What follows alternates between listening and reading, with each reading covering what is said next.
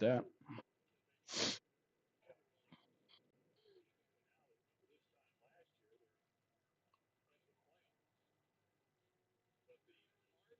Okay, that's up and running.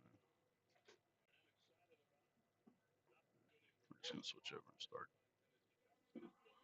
What's up, everybody, and welcome to Sports Dummies, where we get to talk all about sports, mostly football and a little bit more college now that we're a lot more into it. But mostly, we get to talk about the NFL, and we love doing it. We hope you love hearing it. Merry Christmas the day after, a couple days after Christmas. Hope everybody had a safe and happy holiday. And we're going to jump right into all the fun, hard hitting talk questions, whatever you want to call it. What's up, Mike? How we doing? What's happening, buddy? How you doing? How was your Christmas? Everything was good, man. Everybody's is Awesome. happy and healthy, and that is probably the best Christmas gift that a dad could ask for. So, Absolutely. or anybody for that matter.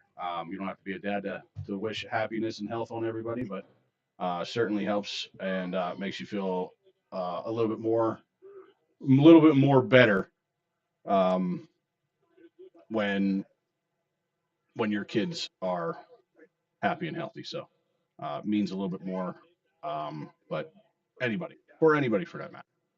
So, Mike, let's get into some NFL talk because Okay. there's a lot of storylines going on in the NFL currently um, about seeding and who's going to make it, who's not going to make it, and even head talk, head talking coach, right? Head talks about head coaches. Um, you know what I meant.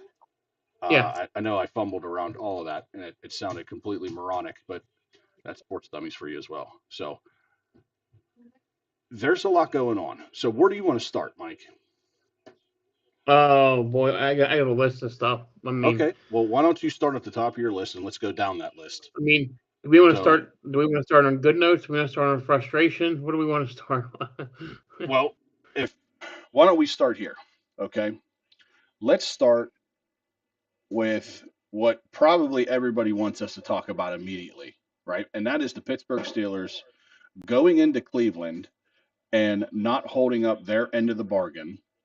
And again, what seems like happens every single year, needing help from the entire league in order for them to get into the playoffs. Now, this week, this weekend, Sunday Night Football, the main matchup between the Steelers and the Baltimore Ravens in Pittsburgh is win and you're in. Win and you win the division. But it didn't have to be that way because all the Steelers needed to do was score 11 points and they would have beat the Cleveland Browns. And they couldn't do that. What you could easily call Mike Tomlin, Artie Smith, Aaron Rodgers, all three of them, you can say that it was their worst game imaginable as Pittsburgh Steelers. You had the ball in your court, and you failed to kick it up in the uprights. You failed to hit the winning single. You failed to hit the winning layup.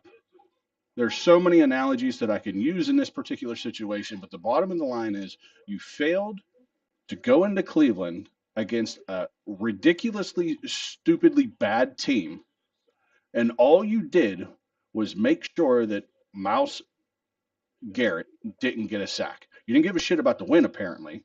All you Right. worried about was not letting him get that record on the Pittsburgh Steelers. Right. That's what it looked like to me. Yeah. I'm Mouse in the same Garrett, boat. Mouse Garrett even came out and said, "Boy, maybe if they worried less about me and worried about winning, this would be a different story." And Right. Totally agree. I don't like the guy, but Can't I agree can't. more. I don't like the guy, but I can't fault him either. Right. It was painfully obvious. That's the sad thing. Right. Um, you know, you named three big components who I had written down, but also a few other guys. Kyle Duggar, what are Mm-hmm. you doing on that first touchdown? I've watched the play a million times. What are you doing? Did you lose the ball? Did you not think he was there? I don't understand. Why wasn't Roman Wilson dressed? Is he that far in a doghouse and not in their plans anymore that, the guy couldn't get a hat? I don't know. I don't understand. Well, Um, you got to think about this too, Mike. They got to dress probably 5 wide receivers, right? right, You're certainly going to dress MVS, Adam Thielen. right, You were going to dress Metcalf, but right, can't now. Scotty Miller, right. Austin Miles, Trevor, Calvin Austin didn't play. Calvin. Okay, and so you're right. Roman Wilson. Right. So who did they dressed Skronik? They dressed They Miller. dressed They dressed Baronic, Miller, MVS, MVS, and Thielen. Thielen, and they dressed a guy they just signed off the practice squad. So So Roman Wilson didn't get a hat. So that just tells me either it was a bad draft pick or he's fallen so down in the dumps with the organization itself. Which is I don't understand. It just baffles me. The game plan you hit on the game plan. There was none. no, Make sure that Garrett didn't get a sack. That was the game plan. that was the game plan. If Literally, that's the case, run the ball directly at him because when they ran the ball, they were doing fine. Um, you know, and and to then me, the last couple times that we've won these last 3 games, the last 2 games especially, is that Aaron Rodgers worked best in a no huddle, hurry up type of situation where he was able to dictate what the offense was going to look like, what plays were going to be called, things of that right, nature. When right, you started muddying the water, when Arthur Smith called his plays, is when things started to go very sourly. yeah, yeah. Um, and another one, the Browns had no assembly of offense. Yet Shador Sanders threw 2 picks. One could have been returned for a touchdown. It wasn't, unfortunately. That would have been our touchdown for the game. Mm-hmm. Herbig dropped a possible interception. Um, you know, I don't know. I'm just losing. I don't see. This is the kind of game they'll probably win, which I doubt very highly. I don't see them winning this game. I think Baltimore got their mojo back a bit in Green Bay Saturday night with a crushing defeat of the Packers. They look great. They gave Henry the ball 25 plus times. He tore him up. Um, and this is with Snoop Huntley at quarterback, not Lamar. I Right. don't think it matters who plays quarterback for them. It's all going to come down to us stopping um, Derrick Henry. Right. And the one thing that they had going from the first game is the Ravens pass rush is awful. So they were able to get the ball down the field, push it down the field a lot. Now who are you going to go to? I mean Yeah. MVS, Thielen. I'm not sure. Washington's out for the season now maybe not the season if they go far, but at least in the next couple of weeks with a broken arm. Oh, he's definitely out for the season. They came in his press conference today. He says he's out unless we go on a run. I'm like, he's out for the year. Forget about it. He's out for the season. Yeah, He's not going to be back. And I mean, if the only time if he had a possibility of playing is if they made the Super Bowl, and that's a Yeah, stretch. it's not going to happen. Yeah, And that's a stretch. Well, Right. but if you just look at the timeline of when broken bones are supposed to heal, Oh, it's 4 to 6. He's not coming back. He's not coming back. the only other thing that Um, you can think of doing is putting a metal plate in his arm and wrapping it up. right, but that'd be useless. I mean, he's been used as a great blocker, but used a lot in the passing game also.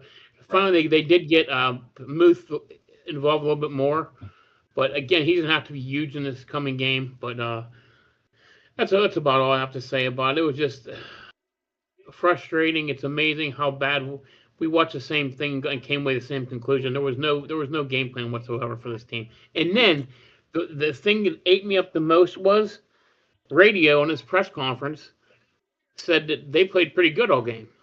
Really? You scored 6 points. You played a good game?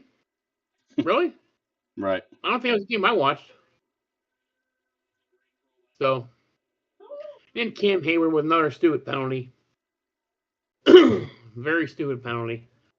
You know, I'm not gonna fault the refs. I thought there was a few questionable calls, but overall the Steelers lost the game. That's it. So Yeah, yeah. I mean, it wasn't. This was. I don't think this was in any shape or form. Cleveland won that game. This was 100% the Steelers lost that game. Yeah. Yep. You know, I think three. there was nothing offensively that they game planned for, in my opinion. No. It was all Right. defensive game planning. Yep. Or I should say, the only offensive game planning they have was to make sure that Myles Garrett didn't get a sack. Right. That was their game Right. plan. Yep. Which is why Rodgers came out and threw and had quick passes. You know, Right. but here's the other thing: why didn't you feature Kenneth Gainwell more? He's been your leading receiver out of the backfield and the whole team for the past 3 weeks. Right. Why didn't we give him the ball? No clue. Even on the last play of the game, he's wide open over the middle. I don't understand. I don't. And then on top of this, MVS has been on our team for what? 3 weeks? Four weeks, I think, Yeah. including 2 weeks that he was or yeah, 2 weeks that he was on the Yeah, practice the squad, practice squad. Right. Right. and then he gets. I think he had 9 targets during that game, 3 of which were all on that Yes. that that Last drive. that last drive. Yeah. The last 3 targets of the game. Yeah. Yeah. Unbelievable. And you know what's funny about that? Muth had the targets coming down to get them there. Right, 2 huge catches. right. You know? So You know, we have 2 other tight ends. We have another veteran guy in Adam Thielen. Any one of these guys can make those plays. right. Why are we just focused on MVS? I'm not saying that Again. MVS is a bad player. Not to mention, No. let's not even talk about the no call PI at the end of the game. Oh yeah. Yeah. Exactly. And then You the know, one where it was a rub call and they right? called him for it. Come on, that was a bad call. Listen, they've been making that call all Oh year year. long. They did it Right. twice in the Detroit game. Yes. Once on Yes. us, once on Detroit. Yeah. Yeah. And I looked Yep. at both of those plays. I'm like, where's the penalty? They're like, oh well, Right. he hit a pick. I'm like, that was no pick. They ran into each other. He Yes, they tried to ran avoid into him. He tried to exactly. sidestep him, and he Yep. still hit him. And then they called the penalty. Mm-hmm. That wasn't a pick play. Couldn't You agree know, more, man. and again, Yep. Mike, we've talked about this at nauseum. This just solidifies more and more and more and more that these refs need to be on the payroll. They need to have more training. They need to see more situational football so they can make better calls. I bet you if every one of these single refs went back and watched this tape, they would look at that final play and say, "Oh, that should have been a PI." He was all over him. The Right. ball was in the middle of the air. From the time that Rodgers threw it to the time that it came down at MVS's hands, in that middle point, the guy was already in his face. Right. Never Not turned around, by the way. never turned Never around, turned around. which Right. every single time that they've called a penalty, it was always because the receiver or the Yes. cornerback never turned around to find the ball. Right. And that's But like in this one that used instance, to be an automatic call. Yeah. they decided no. And I'm not a big proponent of the NFL being fixed because there's too many hands in a cookie jar. If that's the I case, totally agree. there's too many people you need to keep quiet in order to, for the NFL itself, its entity to be scripted and fixed. There's way too many Right. ways that can get leaked and blown up. But it's hard for me to sit back and think about with everybody knowing what that game meant to the Steelers. They win, they're in. They don't. Week 18 won't matter. Right. That game against Baltimore, that divisional game against Baltimore, is not going to give a shit. It will be a useless playable game Right. because the Steelers were already in. Makes me wonder if that wasn't on the charts to say, hey, you know what? If the Cleveland Browns are in a position that they're winning this game, maybe put your Yeah. flags away for a little bit. Yep. Maybe keep it that way. Well, Yeah, I mean, it's just, I won't blame the refs. I'll blame the Steelers, still coaching staff and their lack of coaching in this game. Absolutely. But again, you're right. You're right. So it's It's just hard. kind of, It's just hard to look at that because it is. this game goes from, and I'm gonna throw out this number here, but this game goes from probably being a 60 $50 game to now being a $275 game, Wow. right? Wow. Because again, Yeah. it's still a divisional game. It's still an important game. It's still a game that fans want to see, regardless if it means anything or not. It's still a rivalry game. But with the amount of things that are on the line for this game, now that ticket price goes from under $100 to over $250 Right. easily, just by what the stipulations are in this game. I mean, Yep. this could have been any team. This could have been the Steelers Oh, and any team. absolutely. The Steelers Yep. and the Browns, the Steelers and the Bengals. It wouldn't have mattered. Right. Wouldn't have mattered. But because it's for the NFC or the AFC North Championship, the AFC North division title, and making it into the playoffs, because this year is not one of those things where it's like if you lose, you're still in. No, no, no. Right. There's way too many better teams in the AFC right now. Absolutely. Absolutely. Looking at these two teams, we are the Tampa Bay Carolina of the AFC Yes. Yes. because everybody else is over 10 wins in Yep. the AFC. Everybody in the NFC has over 10 wins other than Carolina and Tampa Bay. Right. And Yep. what's ironic too is that now that they have two games on each night that actually means something, now that the NFL can make more money off of it. Right. Because there's two games on Saturday, one of which is the number one seed in the NFC, which you can care about or you cannot care about. Doesn't matter, right? Right. Right. You can care or not. I don't think it's really that big. You know, is it? Some would even say it's a curse to have a first round bye, I agree with that. I do. right? I've always said that. Yeah. Yeah. Some teams would say, I don't want a first round bye. I want to keep Yes. playing. I want to keep my edge. I don't Yes. want a week off.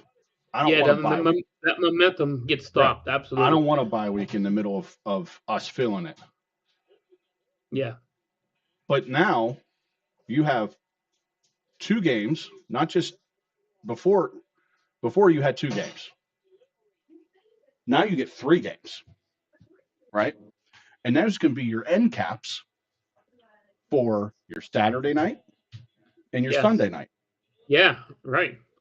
I mean, it's all for the playoff seeding and field, man.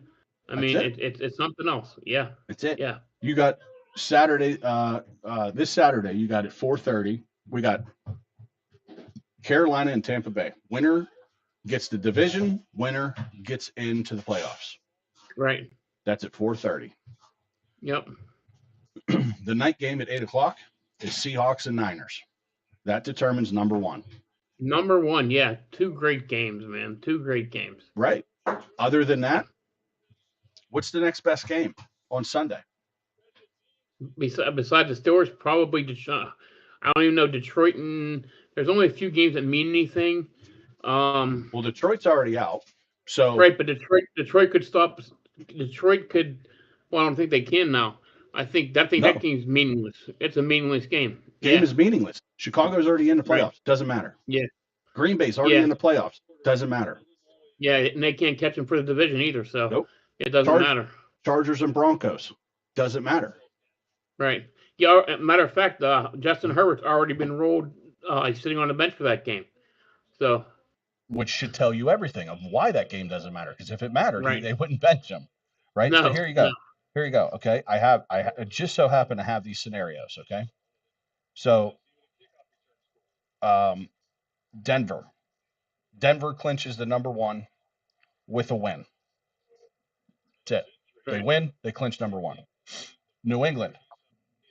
New England clinches number one with a win and Denver loss. So they need two things. Right. Jacksonville. can clinch the South Division plus number 1. They need to win, and the New England and Denver to lose. So there's 3 things. Okay. And then Houston.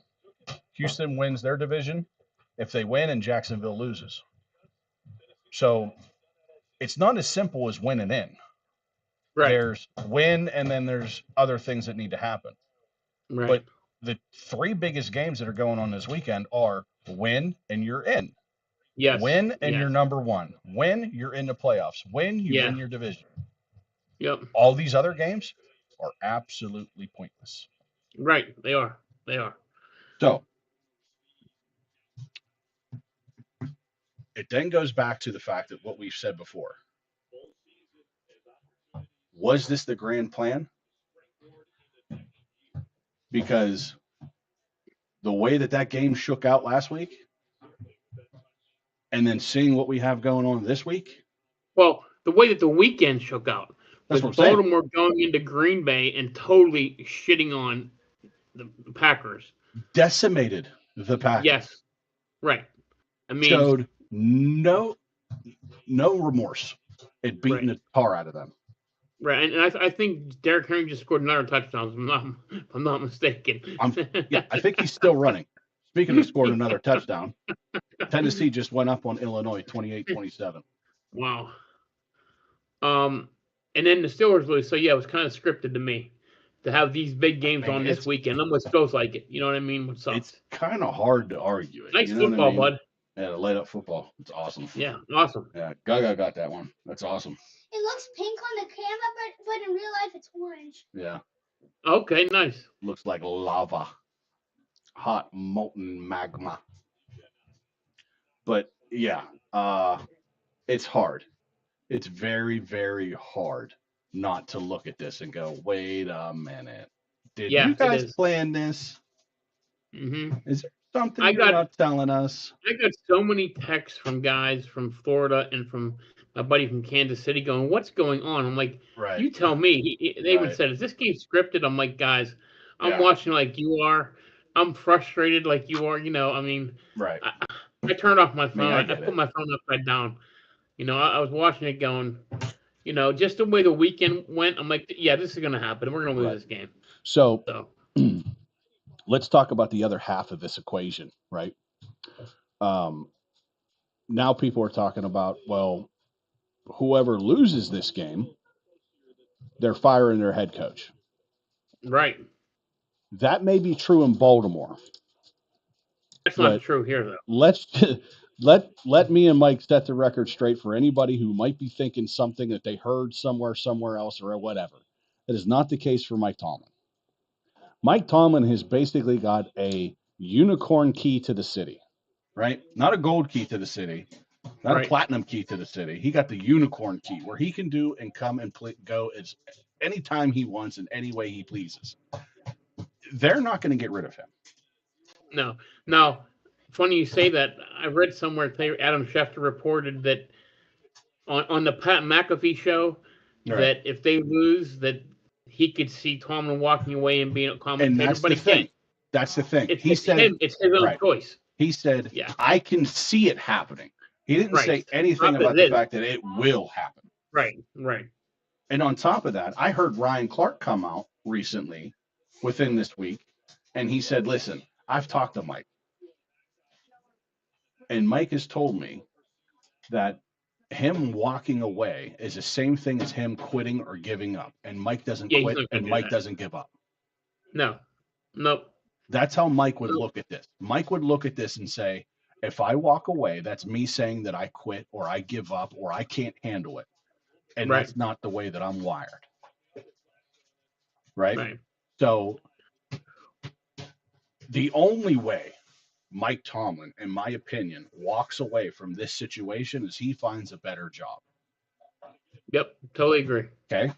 Number one, he finds a better job.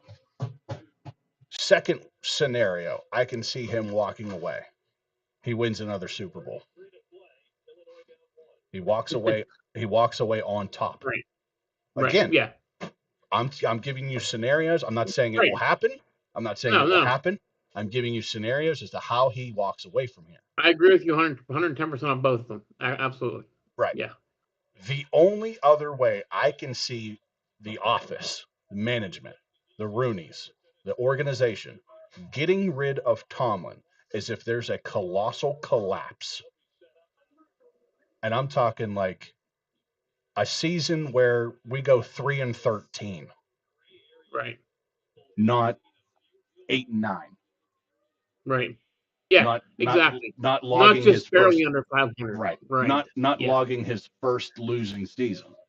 Right. He's not going to go 8-9 and they're going to go, well, you lost your first season, get the hell out of here. Yeah. They're not going to do that. No.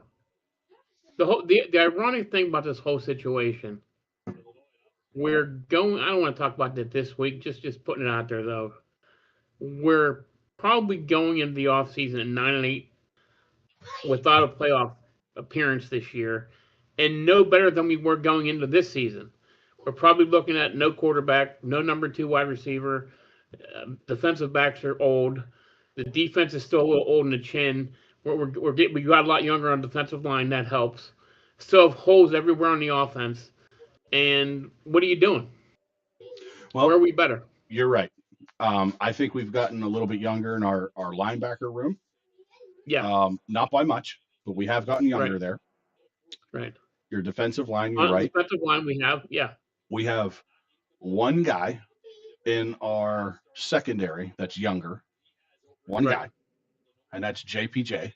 That's it. Right. I think Duggar's been in the league for 4 years, 3 years. 6 or 7 years. 7? Yeah. Okay. I thought it was less than that. And he was on a second contract in New England. So Jabril Peppers, if he decides to come back, if they decide to bring him back, he's been in the league for close to 10, I swear. Yeah.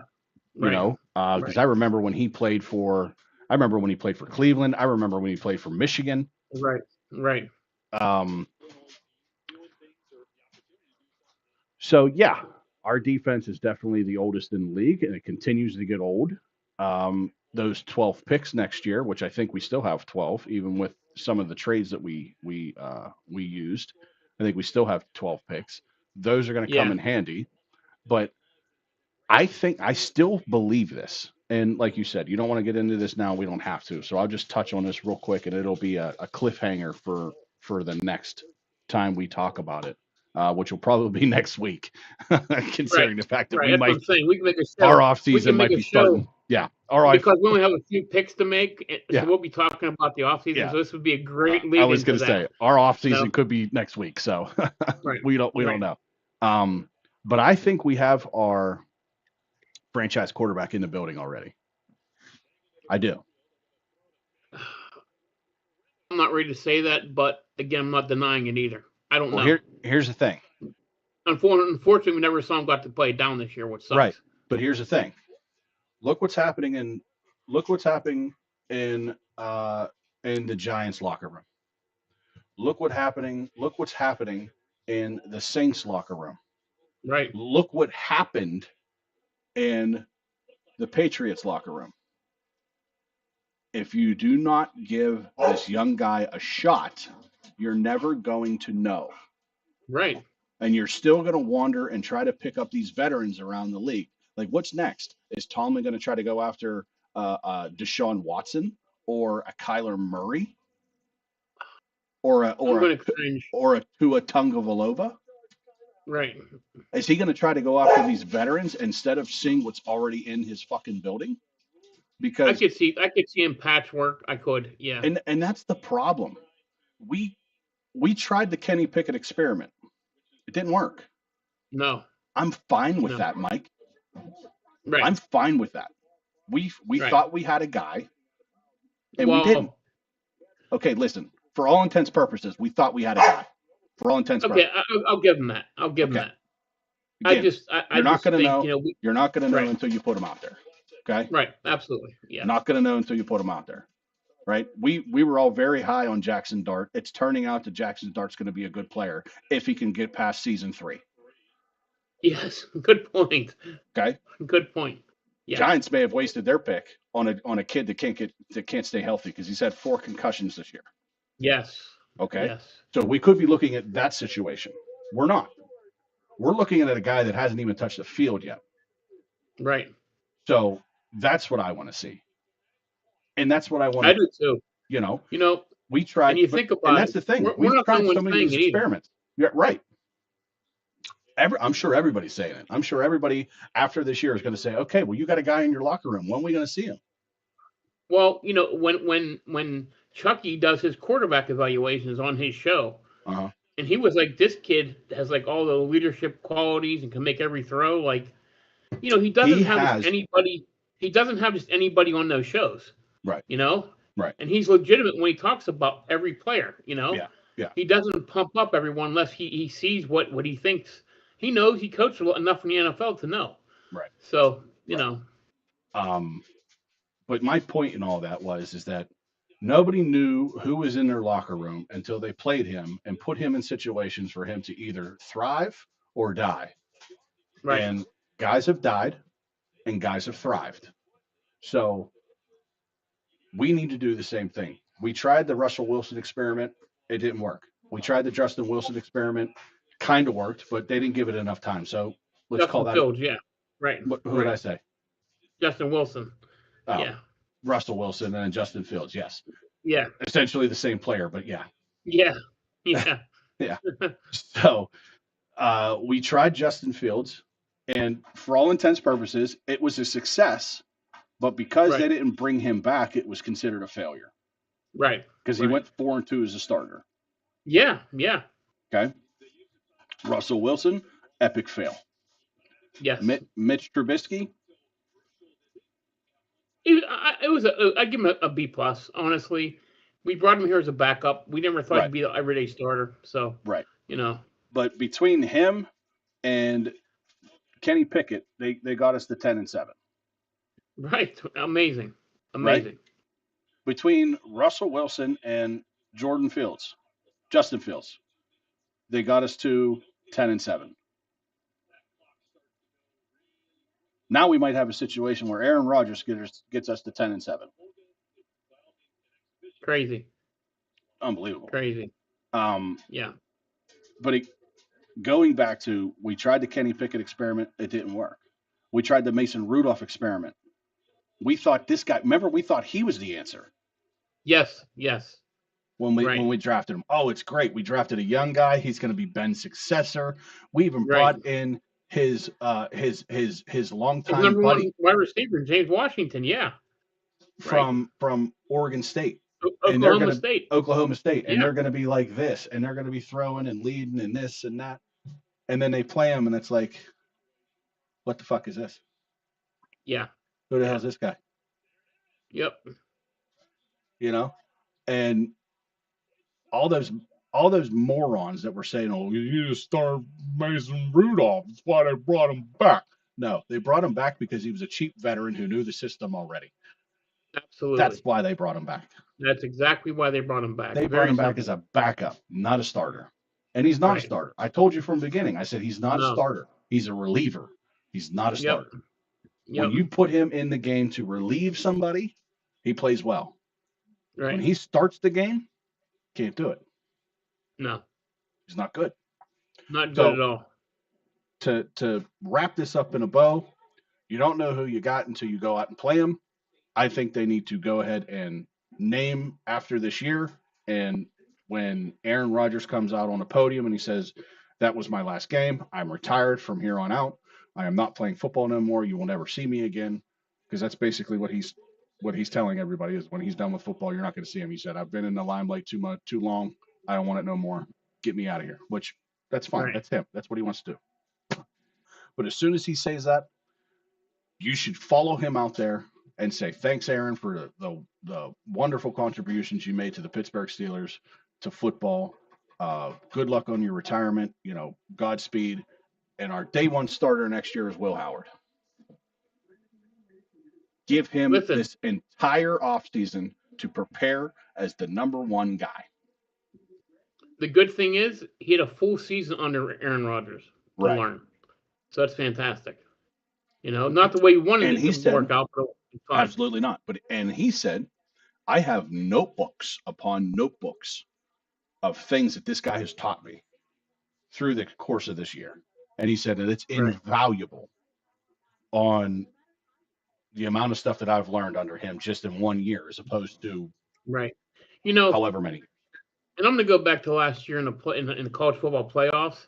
Mm-hmm. The kid showed me something, man. You don't win a national title playing bad football. No. He was a No. leader. He played well.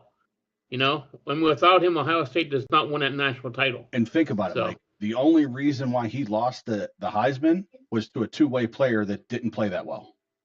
Right, right. The only reason why he got that Heisman was because he was a two-way player. And like you Absolutely. said, he wasn't the best cornerback in his position. He wasn't the best wide receiver in his position. But the only reason why he got the Heisman was because he played two positions. Mm-hmm. That was it, in my opinion. Exactly. I'm not saying I'm not taking anything away from the kid. He's talented as hell. Mm-hmm. He runs circles around me. I'm not an athlete like that. You know, I'm not taking anything away from him. But he had a leg up on everybody because he was a two-positional athlete. Right, right. So, since we started with that rant, you got anything else? I'm good on that. I'm good on that. I'm done. I'm ready to move forward on that. And that's what I'm saying. We've done with that. We've put a bow on that. We're done with that rant. We're done with that whole cluster. You said you had a list of things. Was that list college all? Football? More college. More, okay. Yeah, more right. So about not just college football, college athletics in general that popped up yesterday and today that blew my mind. Okay. So let's wrap up the NFL and then let's jump into collegiate sports. So we're talking about the NFL. Again, we just got done saying how there's not really much left for some of these teams to play for. But the two games that we have on Saturday that are things to play for, which we don't even have to pick these today, to be honest with you. Because they're on Saturday and we plan on coming on Friday. Right? Right. Oh, okay. Sorry, you were muted there. Oh, okay.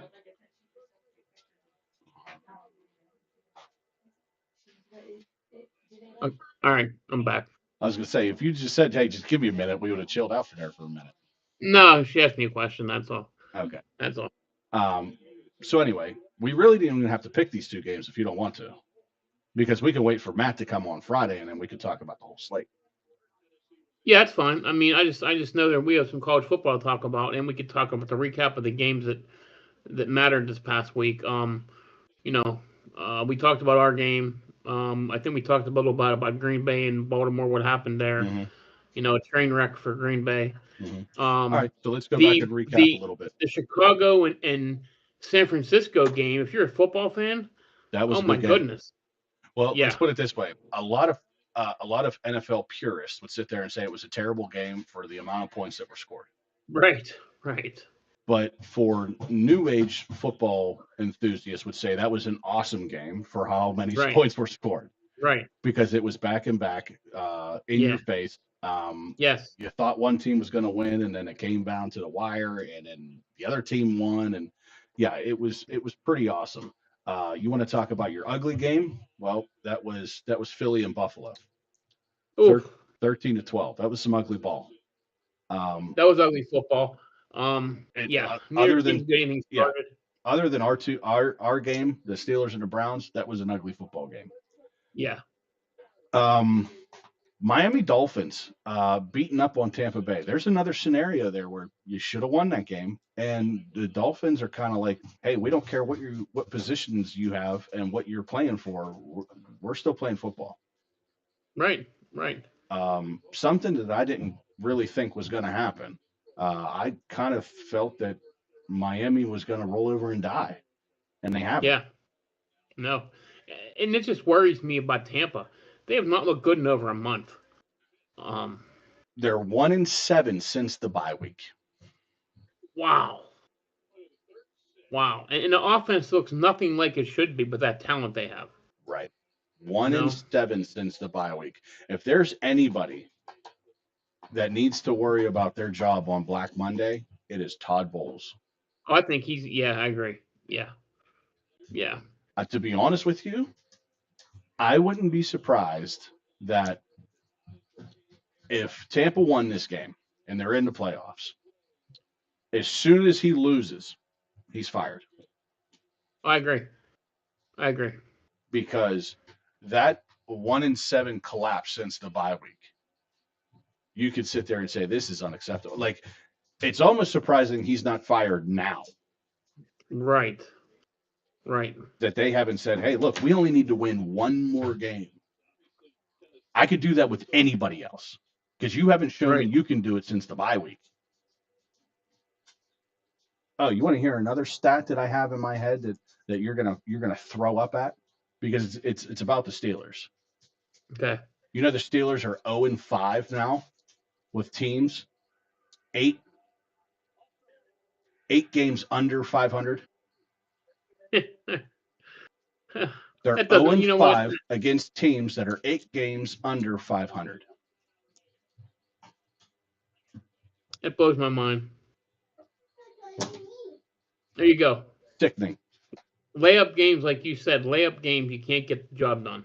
Nope. But those games that you shouldn't even be playing because you're going to get your doors blown off, they end up winning. Right. You know, I understand that Detroit is suffering, but I still would have put money on Detroit to win that game. Oh, absolutely. And depending on who you talk to, they did win that game. Just that penalty at the end. Right. But then Detroit goes and plays Minnesota on Thursday night. Oh, what was that? And then they lose to Max Brosmer. I don't even know how to pronounce his name. 3 yards passing. That was what they finish with. 3 yards passing total. And Sonic and Knuckles had less than 40 yards apiece. Yes. I mean, a week after, we home to 18. Like, what is going on? What are we doing?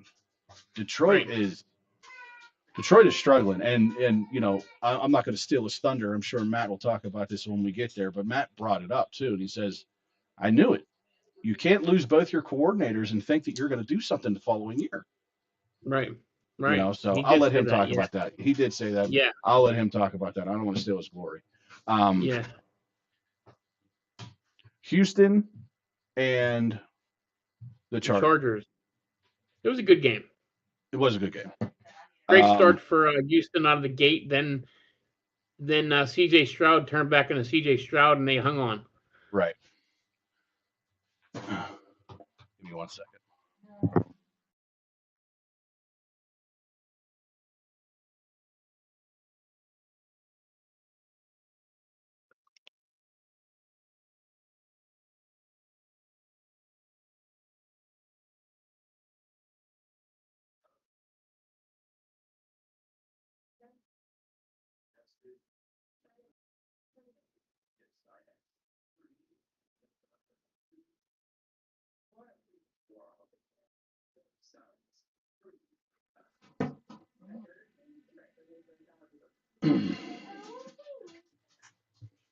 All right, my bad. I had to get underneath my table and it wasn't a pretty sight. Nobody needed to see that. So yeah, Houston and LA. Good game. I thought this game would have been a little bit higher with the scoring from the Chargers at least. But it doesn't surprise me because against his number one defense, Houston Texans. Right. But like I said, Mike, if Houston can score more points or can score any points like they have been, there's nobody that's going to beat Houston. Right. My main, you're totally right. That defense is nasty. My main issue is what C.J. Stroud are we going to get week to week? Right. You know, he looked good in the first half and almost gave it away in the second. I mean, you know, he was that bad in the second. But that defense is undeniably just nasty, downright nasty. They get after the quarterback. They can cover. They can stop the run. I mean, they're everything you need in a defense. They can turn the ball over. Their problem is going to be how many points can they put up? Can they run the football consistently? And can they protect Stroud? You know? Yeah. I mean, not to mention who's toting a rock in Houston? Is it Chubb still? it was Marks got hurt. Right. Then some other kid, Jordan, was in last game, but then he got hurt. So I'm not sure who it is. I don't know if Chubb's. I know Chubb was injured. He came back, played a little bit. Then Marks was the main guy, and then this guy Jordan was the main guy. Then he got hurt. So who knows right now? I Right. mean that's the thing. Like offensively, they're not in a good frame of mind there. And I tell you what, whoever they play against though is in for a matchup. You know what I mean? Because Yeah. they're gonna hang. They're gonna hang for sure. Yeah. And by looking at it, it's gonna be us.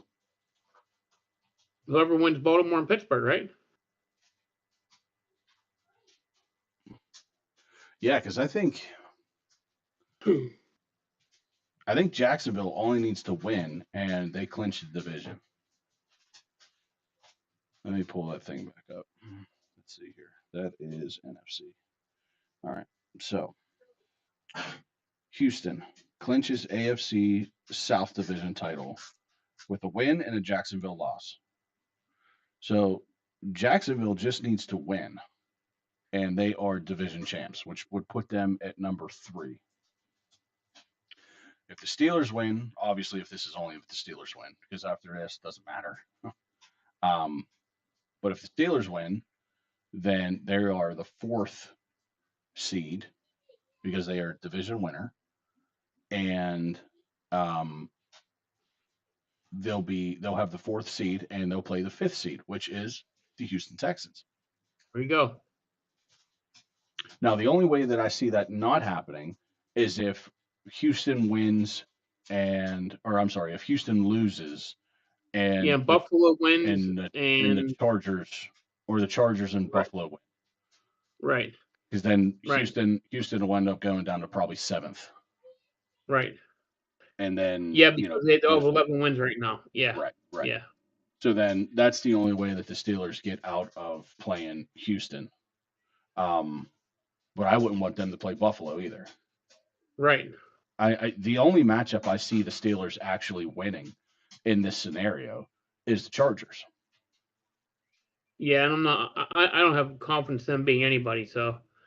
No. I mean. Not at all. But in terms of what Houston is, which is the number 1 defense, and Buffalo, which is a high-powered offense. Right. With a guy that you can't contain in Josh Allen. Right. At all. The only one I'm worried about, or the only one I'm not worried about, is the Chargers. Right. That's it.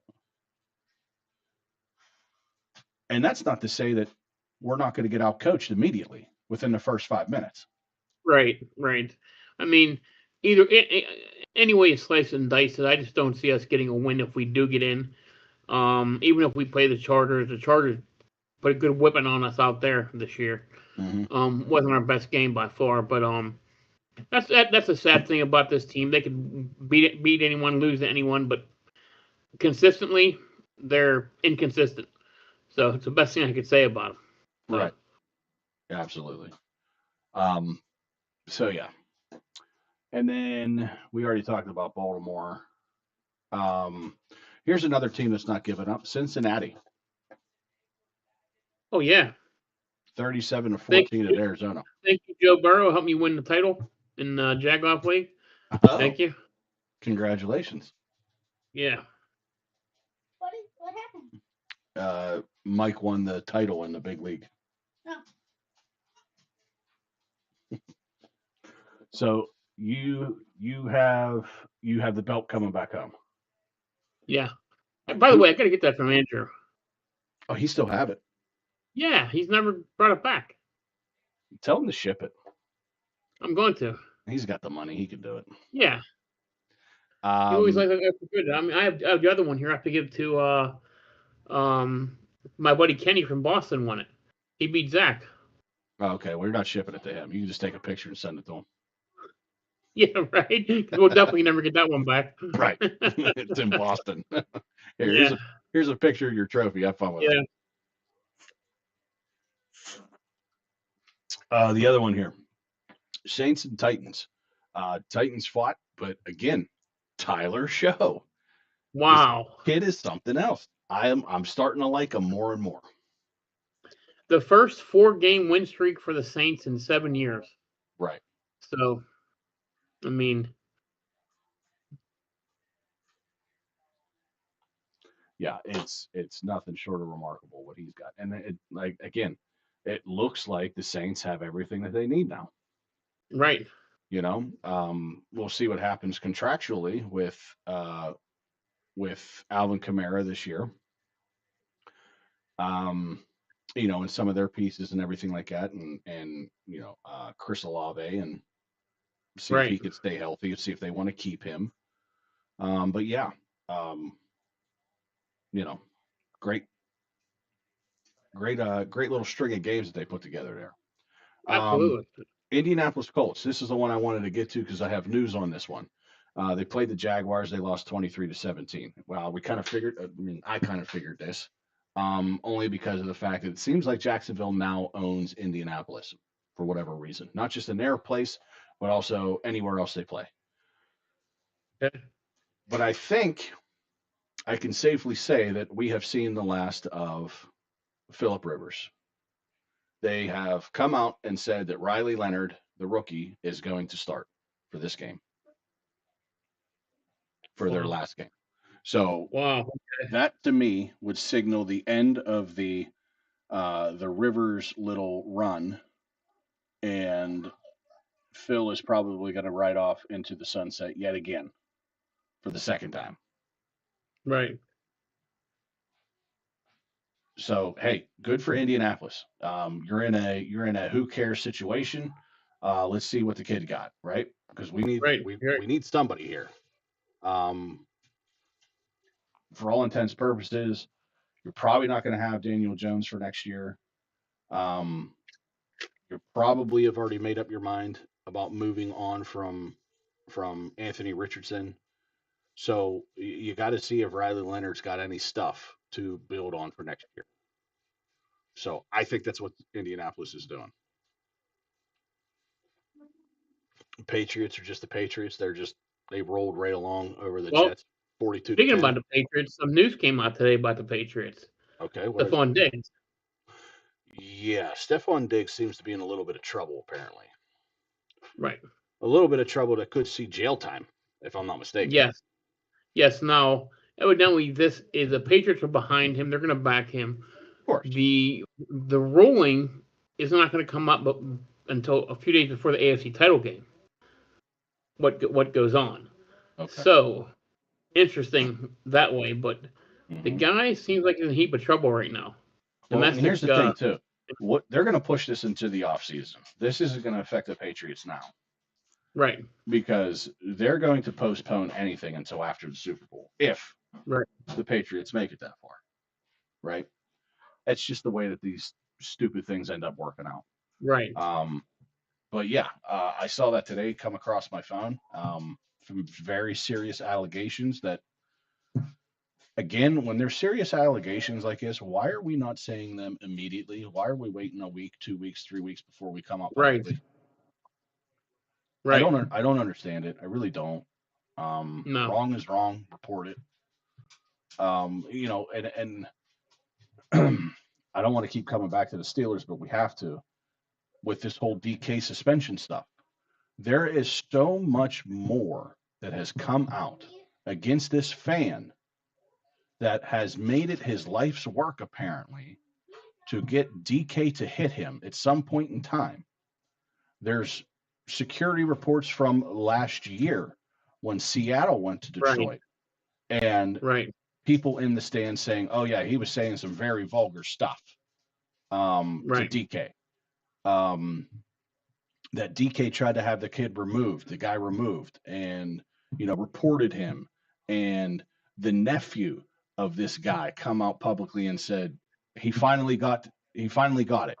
He got what he wanted. He got under DK's skin. He's been talking about this for months, for years, and he finally got it. Wow. Why are we not using this evidence to, number one, ban this guy, Number two, Right. reduced the suspension from 1 game to 2, from 2 games to 1 game.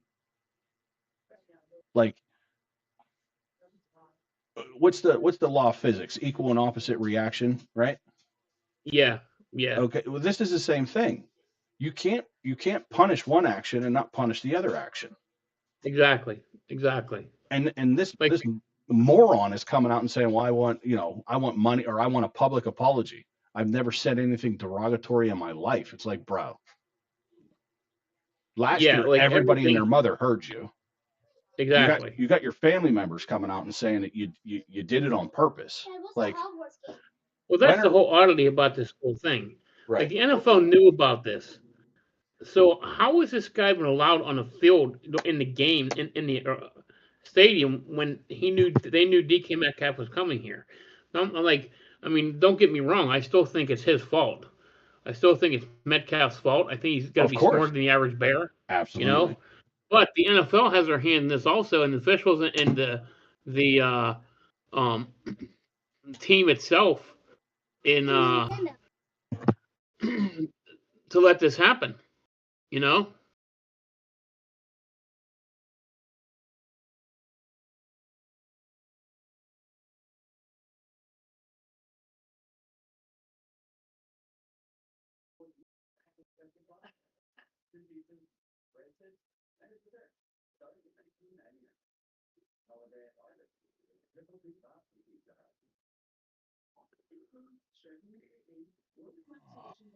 Sorry. Okay. I mean, to me, the NFL has their hand in it as well. The Detroit Lions have their hand. You know what I mean? Just a lot of people have their hand in it. And again, we just got done talking about like the conspiracy theories, Right. and now that there's a conspiracy theory now that Baltimore placed this guy number one. I didn't hear that. That's funny. Yeah, there's that. But the conspiracy theory too is that from the NFL standpoint, if DK doesn't get suspended, the Steelers win that game, in my opinion, in Cleveland. Oh, absolutely. Totally agree. Yeah. So the The, domino the, effect the, and, is and then that he went and appealed it, and they didn't take a game off. Like, that's what? what I didn't understand. That they went and appealed it, and they saw all the evidence, and they didn't say to themselves, okay, there was enough evidence here to definitely give you a 1 game, but not Right. 2, because you're not the only one at fault here. Like, Right. we get the fact that don't touch fans. Just by all means. But they didn't take in consideration the fact that, like, again, there's all this information now coming out against this other guy. I mean, video also. Right. It's crazy. It's absolutely insanity to me. All right. Sorry that we had to go back to that. Yeah. But that was one of the things that we were talking about. So the Giants and the Raiders, more and more reason for me to think that the Raiders were definitely looking to get their number 1 pick. They laid down for this game. New York kind of said, to hell with it. We don't give a shit about number 1 pick. And they beat the brakes off of the Raiders, 34-10. Right. Yep. And that situation too. Let's talk about that situation. So the Raiders basically told Max Crosby, we don't care how you feel. You're not playing this weekend. And right. Crosby basically said, to hell with you guys, I'm leaving, and left the facility and didn't return. Now, he has since returned to the facility to practice and everything like that, but he was supposed to get a second opinion on his knee, and apparently his knee was bothering him this whole year and things of that nature. But again, seems to be one of those things where it's just kind of like, we see what you're doing. You're not hiding it. Right. So yeah. I don't know. It's some shady shit is what it is. Right. And then let's talk about Monday night game where what the hell? Right. The Atlanta Falcons beat the LA Rams 27-24. Bijan Robinson had himself a day. Unbelievable day. And this is the frustration that I think that even Atlanta fans have. Us as fans, we thought, well, they have an improved defense. For all intents and purposes, they have a decent offense. Right. And some of those games were just god awful that they played. And then they play games like this. Yeah. Right. And you're just like, right. where was this team all year long? Right? Where was the team that just dominated the entire game? From basically from start to finish. Now, granted, the score looks a lot closer than what this game actually was. They shut Stafford down for the most part. Mm-hmm. Yes, they did. And even Puka Nacua. Puka Nacua only had, I think, 4 catches for like 40 yards. Right. And which is unlike him. Right. And on top of that, I went back and looked at that catch. My opinion, 100% a catch. Oh, yeah, I agree. That Puka Nacua catch on the sideline. Yeah. I didn't see the ball move. He got both feet in. They called it incomplete. I think that was a bullshit call. Yeah, yeah. So, yeah, there is your weekly wrap-up. So, is there anything else you got on your plate that you wanted to discuss about any of that? Not really. I mean, no significant injuries that I saw for the playoff teams, which is good for them. Mm-hmm.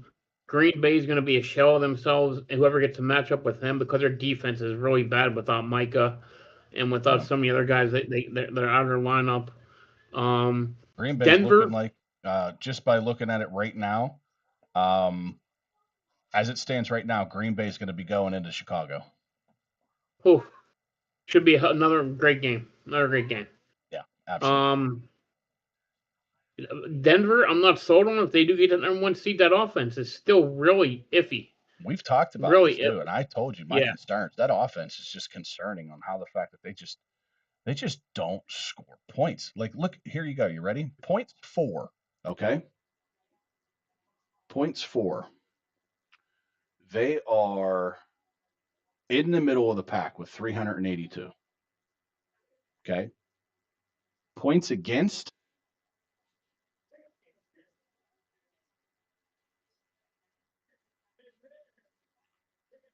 second lowest in the league, 308. Wow. But think about that, Mike. Points for 382. Points against 308. So what is that? 74. So 74-point difference, a differential. Wow. Even the Houston Texans have 366, but their points against are 265. Right. Wow. That's nuts. And you want to know, never mind. Looking at different notes. There's a different number I was looking at here. But yeah. I mean, the Steelers are the worst, though, in terms of. Yeah, they're like plus or minus. Plus 8 or something. Yeah. Plus 8. 371 to 363. So, yeah. Even Baltimore's at plus 28. Right. But yeah.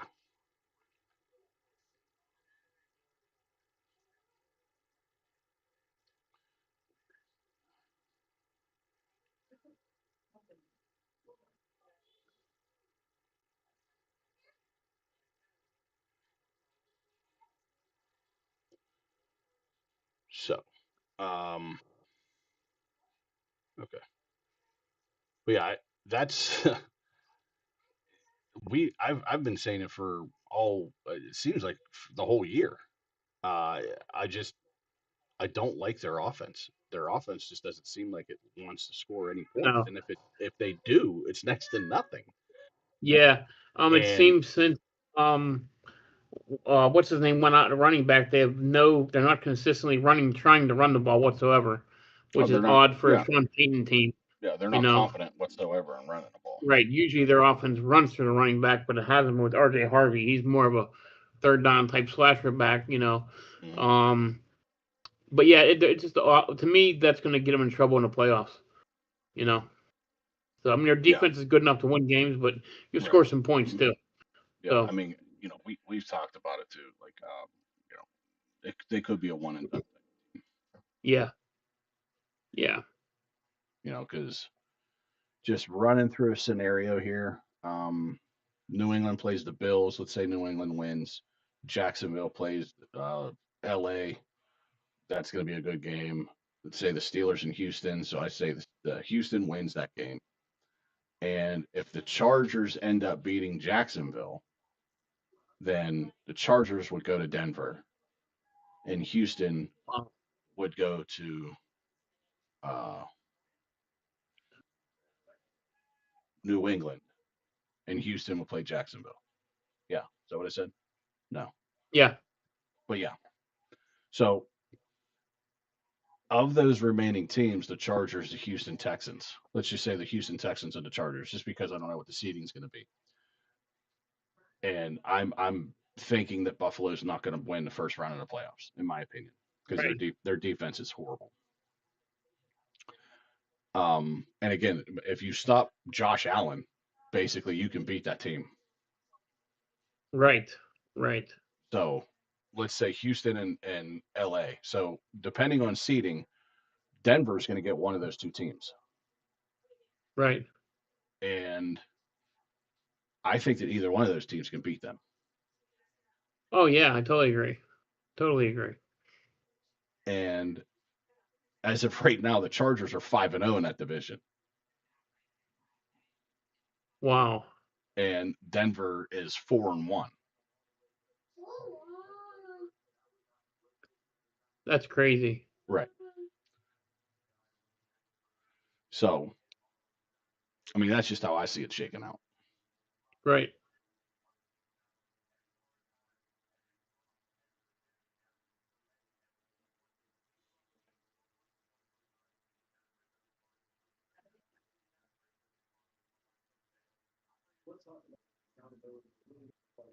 Mike, you want to hear something crazy?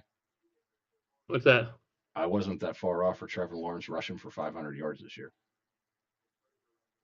Dude, I was going to say, in the last 4 weeks, he has 8 touchdowns. I think 6 are on the ground. I mean, he had 2 last week, 2 the week before. He has 348 yards. That's crazy. And I said at the beginning of the year, I said, watch, Trevor Lawrence is going to have over 500 yards rushing. That's a big part of his game. Well, he's a mobile quarterback. Right. That's one of the things that helps him get the ball down the field is the fact that he can move around the pocket and take off when he needs to. It opens up defense. That's why Josh Allen is so remarkable at what he does. Why? Because he's a big guy that can open up the defense. And when he starts running, I mean, your coverages don't mean shit. Right. Exactly. You brought up a good point we'll hit on right now about Cohen. What a job he's done. Cohen, you tell me the greatest rookie head coach in the history of the NFL, and I'll argue that it's Liam Cohen. Yeah, I mean, the argument it's the best turnaround ever for a rookie head coach in NFL history. Mm-hmm. I mean, coaches have gotten teams to the AFC and NFC title game. Couple rookie coaches have won Super Bowls, but they were handed teams George Seifert that had loaded rosters. Cohen did not. Yeah, Liam Cohen is the first and only rookie head coach, to take a team that was 4 wins or less the previous year to 12 plus wins. That's crazy. The following year, yeah. Crazy. Yeah. Which again, and we're not talking about in a division that was horrible either. By the way, no, it was very good. It was a 3-team race until Daniel Jones got hurt. So, yeah. Boy, is that stuck for the Colts, man. You talk about an epic collapse there. Yeah, when he got hurt, that was it. That was it. Yeah. So who the MVP is of that team. But the MVP of the Jacksonville Jaguars is 100% Liam Cohen. Coach of the year. Oh, without doubt. Coach of the year, in my opinion. Yep. I know that they're probably going to end up giving it to Vrabel. for Coach of the Year. But in my opinion, I think Liam Cohen is a giveaway. The head and shoulders favorite, in my opinion, should be. I agree. But Yeah. it's probably going to end up going to Vrabel, from what I hear. But yeah. So yeah, we've wrapped up the NFL. We don't need to make any picks because all of these games are going to be on Saturday or Sunday, and we are going to be doing a show on Friday. So we will not need to make any of those picks. So now we can get into college. And you said you got some juicy tidbits about college that we need to talk about. Yeah, so we'll start off on college football real quick. We talked about this last year during the college football playoffs, all these opt-outs. Mhm. So Texas has 13 opt-outs right now going into their playoff game, which was nuts. The two numbers that blew my mind though, Oklahoma State. I'll give you how many. Oklahoma State leads the country with players who opted out. Take a wild guess. I'll give you an over-under. Okay, hang on. Oklahoma State has the most opt-outs out of any team right now. Yes. Oklahoma State. Okay. Yeah. You're going to give me an over-under. Yeah. Okay. I'm going to assume it's on offense and defense. Yes, total team opt-outs, right. Total team opt-outs. Okay. So, mind you, you could have 90 players on your roster, only 50 drafts. You know what I mean? How that works? 60 drafts in college. So just take a college team, 60 players dress, okay? Mm-hmm. Scholarship players who've opted out. I'll give you over/under of 35 for Oklahoma State. Well, that would be the whole starting team. Right. 35. Right. Plus guys that are going to want to go into the transfer portal that have opted out not to. That's included. Transfer, opting out of there. This is basically these are all transfers. These are all transfers. What this is. Two teams. The top two teams. Oklahoma. Right now, Oklahoma State and Oklahoma State's number one. Oklahoma State. It's got to be over 35 after their epic collapse that they've had. Right. They lost their coach and they had a horrible season. Mm-hmm. 46 players are transferring. Yeah. There's 14 players coming back on that squad. That's it. And those 14 are staying because they're guaranteed to start, more than likely. Probably. Now give another team. A team that was a bowl game, and they had a very good coach who's leaving also. Iowa State. Right. Matt Campbell. Mm-hmm. They have 42 players opting out. There's only 12 players left on their roster right now for next year. Wow. Yeah. And again, those are guys that are trying to follow him. Those are guys that are trying to go elsewhere because they know that program is now dead. Right. You know? Yeah. So this is what the transfer has done to college football. It's a major free agency period. Right. And again, it's insane. So why I got into this? Because there's a great article today on CBS Sportsline, and Steve Sarkisian was at the forefront of it. Okay. And he says, obviously I do use the NIL. I do go after transfers, but right. He said you have to watch who you deal with for NIL for one reason. A lot of these players, none of the agents for these players have to be certified. Meaning, Chaz, you could opt out. Say you're playing for Penn State and you want to opt out. Your coach left. You want to opt out. Okay. I'm your agent. I was only because I was your buddy, who was your roommate. I'm going and presenting a number to Ohio State saying he needs $3 million a year to come there. And this is what Steve Sarkisian is saying. He's heard of 15 supposed agents come to him with numbers that are like, you're kidding me. And he looks a week later, and these kids still aren't attached to any team because they're represented by these so-called agents who are kids. Because nothing is certified. Nothing has to be certain. And the NCAA is controlling nothing. with agents or anything. So it doesn't have to be a legitimate agent. Or in the NFL, you have to be presented by a legitimate agent who's certified. So that is totally insane. And Yeah. this is why a lot of these kids get left out, and they might go from like to from I don't know, a mid major like the MAC school like Ohio, and end up at Duquesne just because they're guaranteed to start, but they're not going to make a lot of NIL money there because they got screwed because whoever thought it would be a good idea for them to leave didn't realize, hey, right now there's 628 players in the portal. Yeah. Think about that, So this is damage that's happening in college football, which is insanity. And I just threw you at Texas, who's in the college football playoff, 13 players. Yeah. Last year, Penn State had 12. Right. And these teams were legitimate teams playing for national championships, have the opportunity to play for them, and this is what's happening. So to me, that just is atrocious, and the NCAA has to have some kind of monitoring system of who these kids are listening to. Agents have to be certified.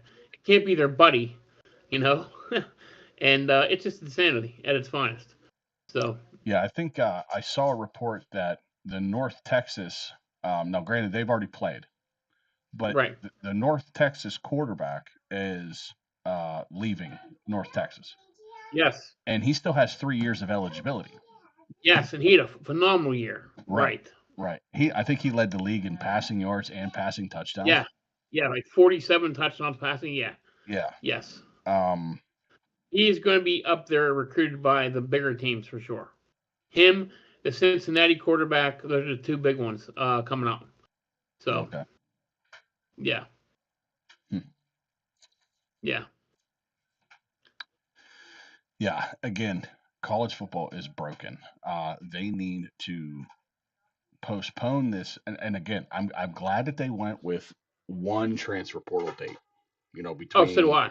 January 2nd and I think January 11th or something like that is what it is. Yeah, I think January 15th, 2nd to the 15th, what they ended up doing. It's something of that nature, something like that. Right. Do it. But you need to postpone this until after the 19th because the 19th is the national championship. Right. So you shouldn't be allowed to announce, to not suit up, to nothing unless it's after the 19th, which means you should be playing whatever bowl game that you're in because you're getting NIL money. You signed a contract with somebody. Right. More than likely the university, which says, or what should say, here is your money. You will get all of this money at the end of your contract. We'll give you, let's say we'll give you 20% of your money up front. The other 80% of that money you're not getting until you fulfill this contract, which is if we play in a bowl game, you play in that bowl game. Right. Unless you're declaring for the draft. Right. Well, that's another sticky issue I wanted to talk about last week. If you remember, a kid transferred from Georgia who had an NIL deal with them, went to Missouri, led them with 8, and Georgia's trying to sue the kid. Well, the kid never got a contract. He signed a 1-year NIL deal, supposedly, but there was no paperwork to sign. He just got his money.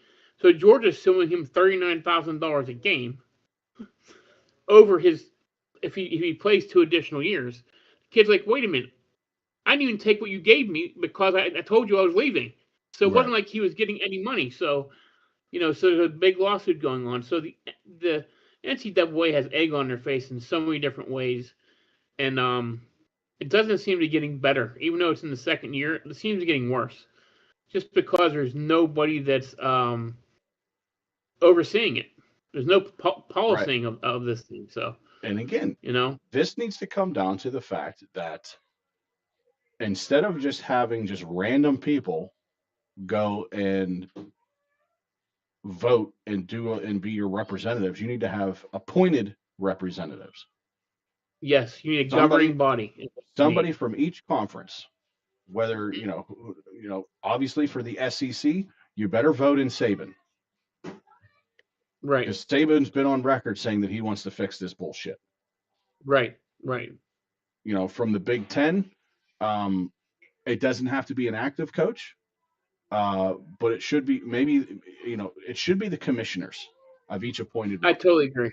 Right. Your commissioners should be the ones that go in there and say, at least for NIL stuff, this is how we want to do it. Now, granted, you can't have 5 people representing 5 different colors thinking that they're going to vote for more than just their own color. Right.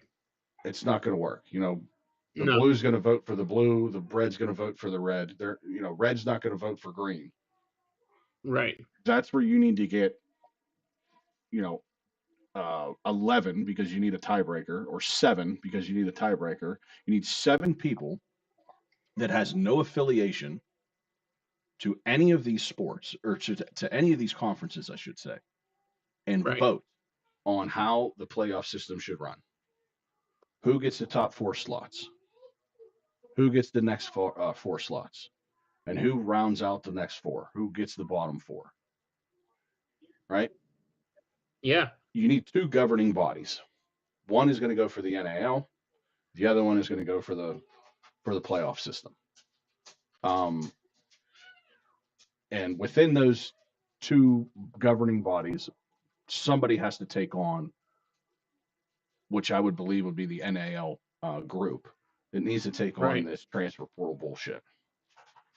Because let's not forget, if I'm not mistaken, I think it was the same, it might not have been the same player, but it was definitely the same team as in Georgia, where the kid went to Georgia, and then halfway through the season, he decided he didn't want to play anymore, so he left.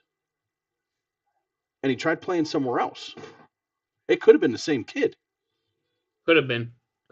And then he got to his second home.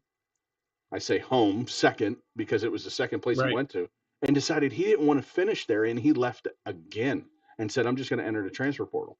And it's like, bro, you just jumped 2 teams in the same year. Right. Like, where is the rules stating that you can't do that? Well, so my next bit is really quick because we talk about football, and a lot of great college football coming up because of the playoff. Mm-hmm. The only thing I also found this week I wanted to add before we get into our picks. Yeah. College basketball has a major issue. Let me tell you what happened there. Okay. So Baylor last week signed a player who was drafted number 31 by the NBA last year in the draft, who actually played overseas, came back, played in the NBA G League, and since he had 4 years left of college eligibility, the NCAA let the Baylor Bears sign him to a contract, a 7-1 center. So teams said, wait a minute, how can this be happening? Baylor's one of the top 10 teams in the country. How are you letting this happening?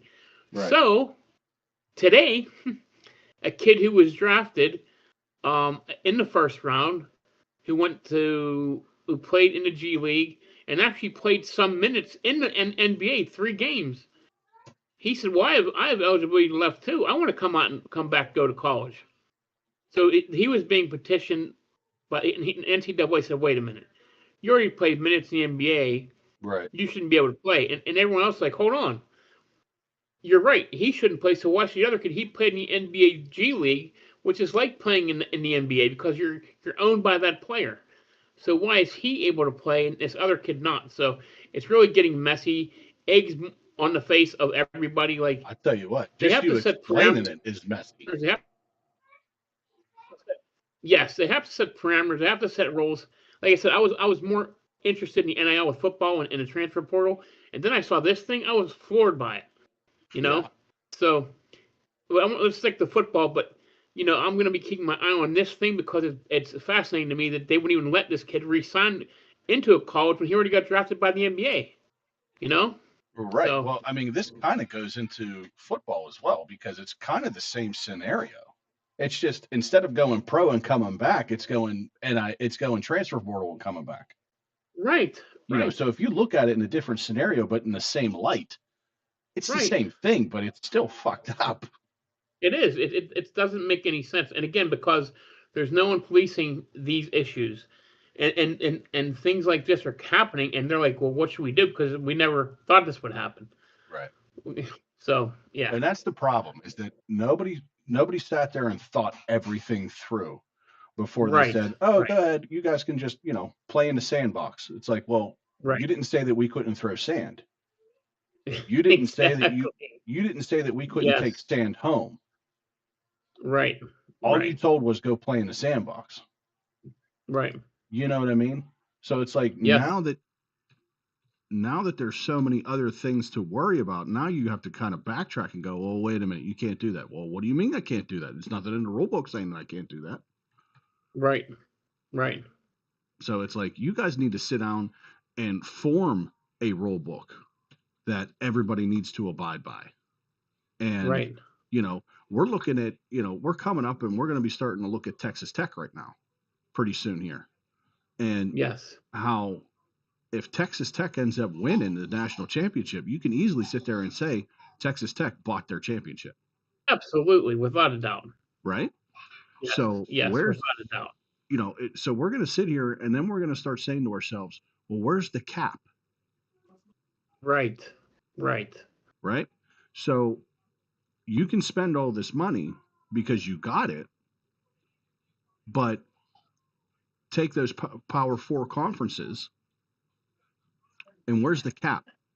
200 million, 100 million, 300 million, 400. What are we going to be? The New York Yankees? Right. Exactly. And that's what's happening. That's exactly what's happening. Right. Because you know as well as I do, the top 20 players that come out in the transfer portal are going to these top Power Four teams, looking at their roster and saying, "Hey, my guy's better than this guy. I'm going to go there." You Yeah. know. So I mean, I'm sure this is how it happens, and Well, not to mention, you what's going to happen whenever, uh, I'm just taking it for what it is. Okay, let's take Syracuse and Pitt, or not Syracuse and Pitt. Okay. Let's take Clemson and Pitt. Okay, Okay. two big names, right? Bigger names. What's not to say that Pitt gets a number one recruit, a running back. Let's say, for all intents and purposes, because again, we know him. We don't know him. How know him, but we know of him. We're in this Right. town. Let's say Keemon Spell says, "I'm going to commit to Pitt. I want to play for Pitt." Blah blah blah. But Clemson says, "Well, what's Pitt paying you?" "Well, they're going to give me 25 million. We'll double it." Right. I mean, come on. Why Why wouldn't you go? Right? Why wouldn't he say, "Well, it's kind of hard to say no to 25 more M's." And on Right. top of that, they don't have Right. They don't have facilities. they don't have the worry about any more money. Exactly. I can get more maybe. Right. Pitt's tapped out. That's Yeah, all they're they can done. offer me. Right. They're limited. Yeah. Right. Right. I'm not even Yep. talking about the Absolutely. facilities. I'm not even talking about the facilities. I'm just Yeah. talking about You haven't even gotten there yet. You're just talking about money. I'm just in talking general. about the money aspect. Right. Because Clemson is going to have better donors than Pitt's going to have. Because it's they're in the same conference, but they're different schools. Oh, big time. Big time. You know, you can even say Florida State. Absolutely. But you could say the three schools in the SEC, in the ACC who are head and shoulders above the rest money wise are Clemson, Florida State, and Miami. Right. Those three teams could offer. And then put them up against Alabama, Georgia, and LSU. Right. Right. Who's got more money out of those six? Oh, we know the SEC schools. Absolutely. There's no doubt about that. Mm-hmm. Yep. That's what blows my mind about Texas Tech. Who thought they would have this kind of money? You know? Right. And where'd this money come from? Well, it's gotta be from oil billionaires. Oh, absolutely. I was going to say they're all oil billionaires who went there. Mm-hmm. There was a rumor that like I know, like for example, Jerry Jones gave Arkansas like $25 million. Is that where he's from? Is Arkansas, or is that where Yeah, he went to yeah. school? Is Arkansas? Him and yeah, yeah. You know, Because that was my next question. Where does the Jerry Jones put his money into? You know, right. where does Well, that's like Michael Irvin. That's why you see all these guys on the Kane sideline. yeah. I wonder how much Michael Irvin's giving to the team. I You know, mean, Ray Lewis, how much money he's giving to the team. yeah. I mean those These guys guys are are, on the sidelines. and they're ambassadors. Yes, exactly. So, you know, So it's like, I understand that you're ambassadors. You might even be on their payroll, but how much are you giving back? right. Listen, and it's funny. It's all hilarious to me because when I lived in Florida and the U is right down the road from where I lived. Mm. Listen, the stories I heard, and every game back then, you'd see the big names come on the sidelines for every game. Oh, You're for like, sure. how much money are they paying these kids? Oh, You for know? sure. For sure. Yeah. You know? I mean, And now that it's legal, yeah, even some of the stories that came out publicly that probably shouldn't have came right, out publicly. right. AKA Najee Davenport and the Cleveland Steamer. Yeah. AKA AKA the Greg Olson on the fourth floor with his fun song and his verse. Or Yes. what about the two teammates where the one killed the other one and then he mourned them And then more. Yes, with the exactly. team, Exactly. and then they found Yeah. out later that he was the one that killed them. Right. Right. So yeah, needless to say, there's quite a bit of stories that came out of the U. Yeah. All right, so we got the final game going on right now. It is the Valero Alamo Bowl.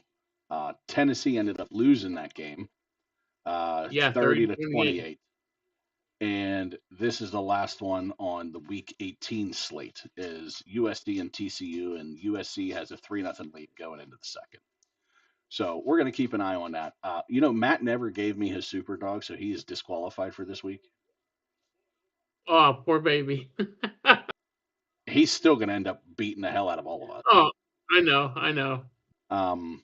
But yeah, I asked him twice for his super dog. He never gave it to me. I saw that. I saw that. Yeah.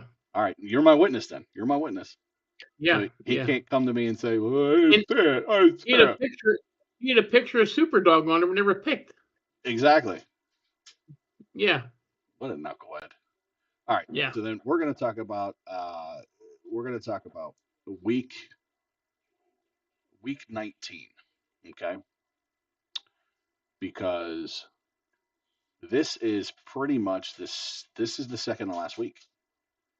Yeah. Because after this, Mike, after this whole week, there is 1, 2, 3, 4 games left for college football. Next week, when I redo this whole spreadsheet, the only teams that will be on there will be the semifinals for the CFP, and then the finals for the CFP, which will be a week after that. Wow. So 3 games after this week 19 sheet. So let's start with Wednesday, Thursday, and we'll go over Friday. And then on Friday, we're only picking one game, and that's going to be on Monday for the FCS championship.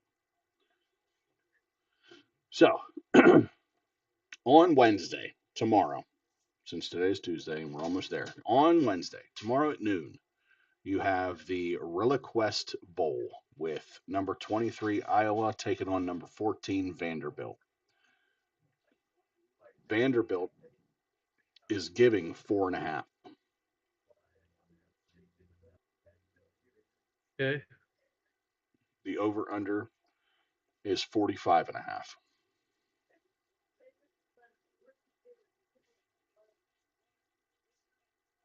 CJ, did you put those games back in those cases? Okay, because if you lose that games, they ain't worth shit.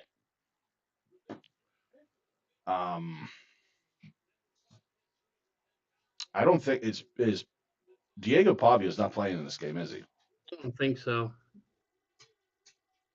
I don't think Does so. Does anybody know, is Diego Pavia transferring? Is he going to the NFL? Did we get any word on what There was his? nothing clarified about him. Which is weird. I'm gonna check them out right now. I was going to say, because I'm not sure if I heard anything from his camp other than I heard something from his camp, but I don't know if it was true. And that was that he was going to file a lawsuit against the Heisman committee Really? for being discriminatory towards his Mexican nature or something like that, culture. Wow. Yeah, again, it could have been one of those spoof sites. You know what I mean? Right. So that's why I never put any. I never put any weight into that, any knowledge. Right.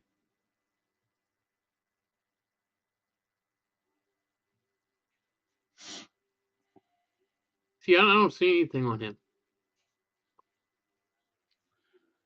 Um,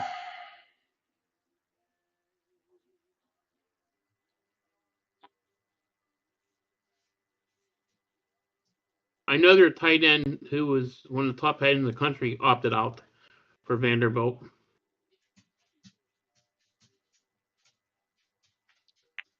I'm thinking he's playing. I think so too. It doesn't have anything about him opting out. I don't see anything of him saying that he's not playing. Right.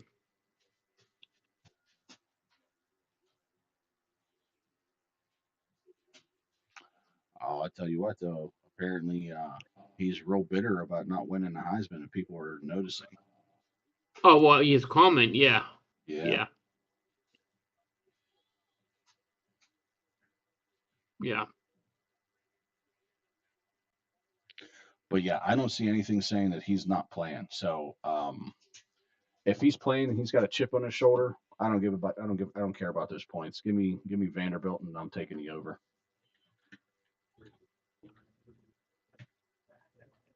He's gonna play like a man on fire. Yeah.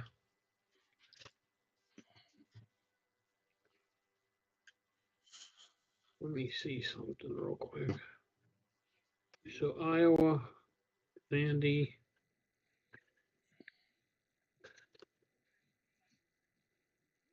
Four and a half and 45.5. Wow. Yeah.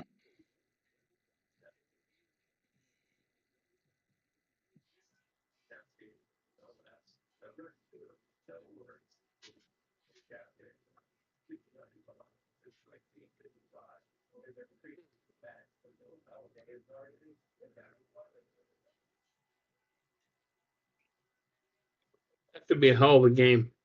Should Iowa's tough. Yeah, Iowa's tough. Vandy's tough. 45.5. Wow. And typically Iowa's a defensive type of team, but I've seen them score some points this year, so that's what I'm banking on. So you took it Vandy?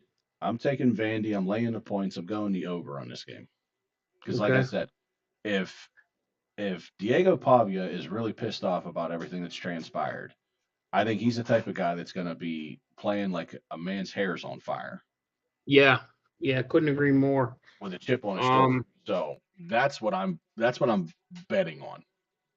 Yeah. I just don't know about that, but I'm going to take Iowa just because of their defense. I'm going to go under. Okay. Well, Mike, I can tell you got a 50-50 shot. Yeah, that's all. No rhyme or reason. I don't know if he's playing. If he does, Vanderbilt's definitely the odds-on favorite, I think. But I think Iowa's defense going to keep him in it regardless. So. Oh, real quick, did you see that the Steelers, or not the Steelers, the Pirates are talking to that Japanese. The Japanese third baseman, yeah. Yeah, I saw that today, and I'm like, no shit. Apparently, so it's some big secret. It's some big secret. Like their location and everything has not been determined. Well, now it got changed today. He was going to go to every city to meet with the teams, but now his agent decided they're just going to fly everyone out to L.A. and they're all going to meet in L.A. Okay. So the Pirates, it's the Pirates, the Dodgers, and someone else. But the Pirates are a betting favorite in Vegas. They're like 52% odds on favorite to land him, which is insane. Just Really? because just because we've had Japanese players here and they've been treated well. So Okay. All right. Back to Yeah. football. I just saw that. I had Yeah. to bring it up. And yeah, if they land him, on wow. the ticker. Yeah. Yeah. And I just seen it come up on a ticker too. So I was like, oh yeah, I forgot baseball. Well, Yeah. it was Evidently, he's gonna make his decision January 4th. Where he's gonna go by January 4th. Okay, so Yeah. we got a lot to look forward to here coming up. Yeah. Listen, if we could have a whole new infield and a team with legitimate shot with our pitching staff, so it's interesting. Yeah. Yeah. The only thing is who's our skipper? Don Kelly, he stayed. Oh, But okay. he got a whole new pitching coach. I knew the hitting pitching coach. Yeah, I knew that those guys left. Yeah, hitting coach, everything. So actually, guys who were very highly thought of too, not just some off the heat guys. So that's good. Right. Yeah. Okay. Next one. I knew it was coming. Ugh. Next one. Tony the Tiger Sun Bowl. How about that one, huh? And that Okay. is Arizona State versus Duke. Duke is giving 3. The over-under is 48.5. And this is played in the Sun Bowl in El Paso, Texas. Right. To me, this is going to be more played like a Arizona State home game. Yeah, that's what I'm thinking too. It's a little bit closer to Arizona. Yeah. Duke representing the ACC champions. They're the champions of the ACC. No, they lost. So Virginia was the champions. Why did I think Duke won? No, Virginia won that game. Yeah, I think. Maybe I'm wrong. I don't. Well, maybe you're right. Maybe you're right. I'm not even sure. I'm pretty sure. So long ago. I'm pretty sure Duke won that. Where's fine? They may have. Let's go find championship weekend. Was that week 16? Yeah, championship week. And I was like, how in the world did Duke won 27-20. Yeah. Yep. Duke won 27-20. Yeah. Yeah. Wow. They're your ACC champions, ACC my friend. champion in the Sun Bowl. Sun Bowl. Yeah. Wow. So yeah, your ACC champion against Arizona State. I don't know. Are they giving Duke 3 because of that? Is Duke? They're giving Arizona State 3. Well, right? they're giving Arizona State the 3. Yeah, that's what I'm thinking. Because is that of the that, reason? I don't know. And that's what I'm asking. Like, is that the reason? Like, this is I guess a rhetorical question, but are they giving Arizona State 3 because they're going against the ACC champions? Right. That's what I'm thinking. Honestly, that's kind of what I'm thinking too. And I think I like Arizona State more because they're a little bit closer to home. This could be more of a home game for them. So I'm going to go Arizona State getting the points. I'll go under on this game though. Okay. I'm going the other way. I'm going Duke in the over just because the Sun Bowl, unless Pitt plays there, is usually a high scoring game. Unless Pitt plays there. Well, last time they played, it was a 3-0 game. So. So terrible. Yeah. So I'm going Duke in the over. All right, sounds good. I got you, Duke and the over. Okay, here's the biggest bowl that we're gonna see this weekend. It's gonna be number 18 Michigan against number 13 Texas in the Cheez-It Citrus Nobody's Gonna Play Bowl, and Michigan is getting 7. Michigan, think about that, Mike. Michigan is getting 7, and nobody on Texas is playing. Wow. Would you say 8 kids, 7 kids on Texas? 13. 13 kids on Texas are not playing, and they're still giving 7. Wow.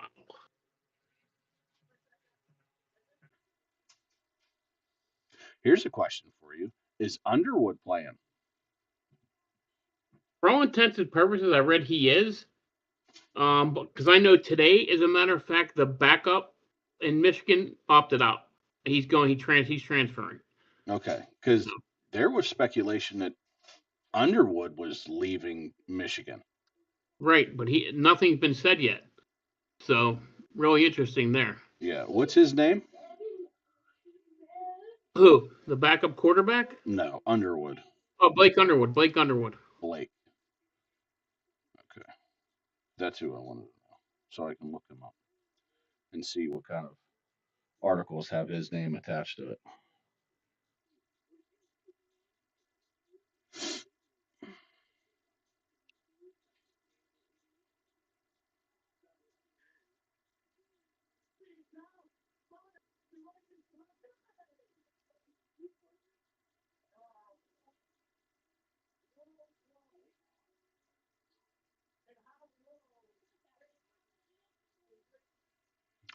I don't see anything in here, but no, it's Bryce Underwood. Bryce Underwood. That's right. Bryce Underwood. Bryce Underwood. Okay, so let me go back to that. Bryce. Bryce Underwood. Okay.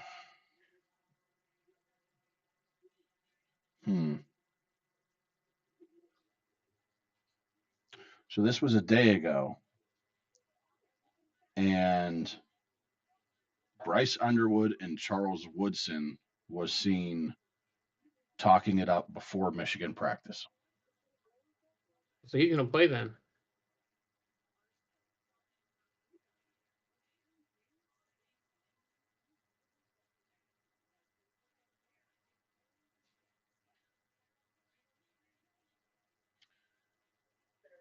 I would have to think that he is definitely going to play. Yeah. So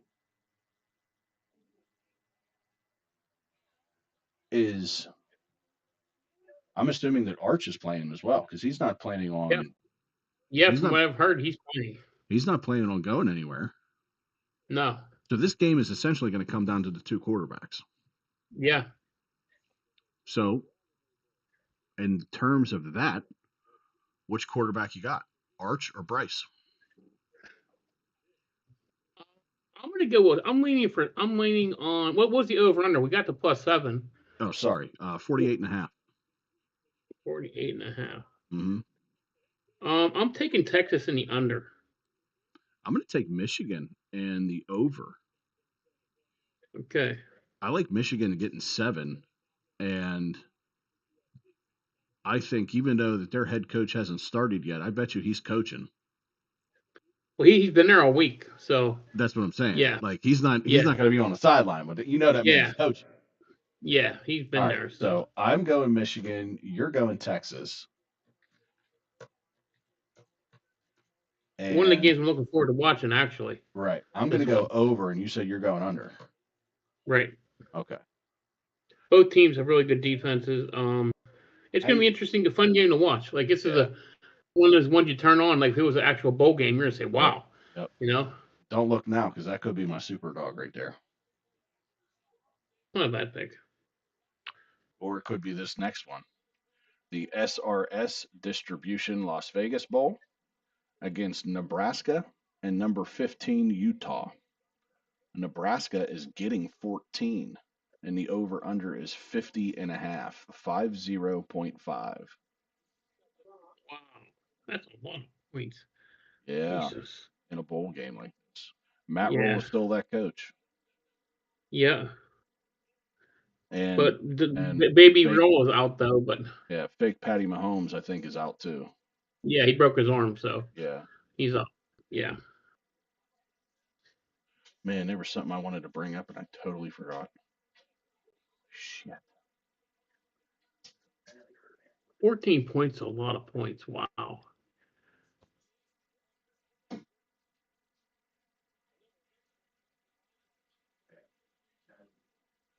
I'm going to take the points, to be honest here with you, Mike.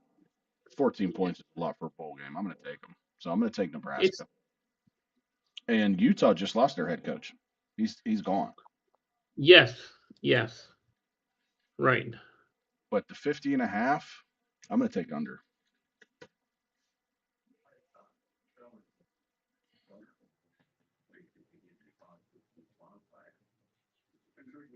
Man, there was something I wanted to say, and I forgot all about it.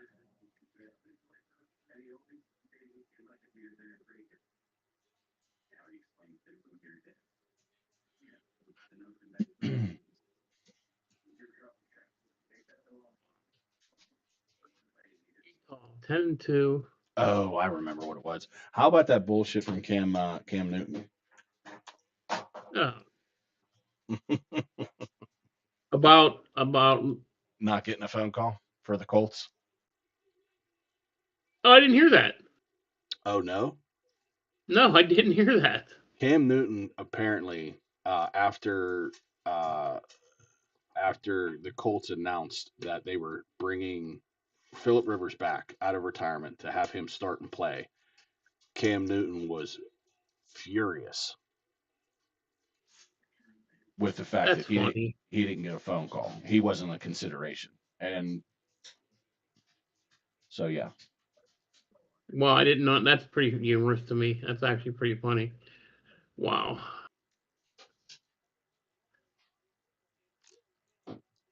All right, Mike, you going to be Wow. done pitter-pattering on this, or you going to pick? Taking Utah and yonder. All right. You went Michigan and Yonder. you went Nebraska? Yeah, Nebraska and the under? Nebraska and the under. Okay. All right. We're going to round out Wednesday, okay? With a huge game on Wednesday night at 7:30. It is your CFP quarterfinal Cotton Bowl Classic, or Goodyear Cotton Bowl Classic, sorry.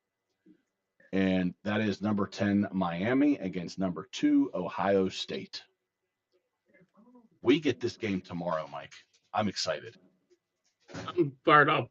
Finally get a game that is actually going to mean something here, right? Yeah. The number 10 Miami taking on number 2 Ohio State again in the Goodyear Cotton Bowl Classic. And Miami is going to get 9.5 from Ohio State. And the over-under is set at 40.5, 40.5. I am immediately going over. There's no shot that this ends 20-17. Both these defenses are great, but that's a low over-under, man. 40.5. No shot that this thing goes 20-17. I am taking Miami in the over. I think 9.5 is way too much to give them. I don't think 9.5 is way too much. Only 40 points too low, I think. Right. Mike, I would have said that I am 100% on your side. And I know that this year is different from last year, but last year, Ohio State met the number 1 team in the country in Oregon in the Rose Bowl and absolutely pulverized them. 9.5 wasn't even enough in that game. I'm going to take Ohio State in this game. Okay.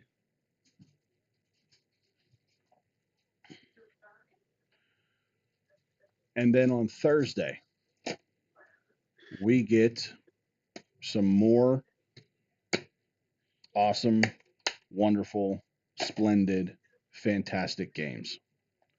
On Thursday, we get the CFP quarterfinal Capital One Orange Bowl against number 5 Oregon and number 4 Texas Tech. Texas Tech is getting 2.5. The over-under set at 51.5.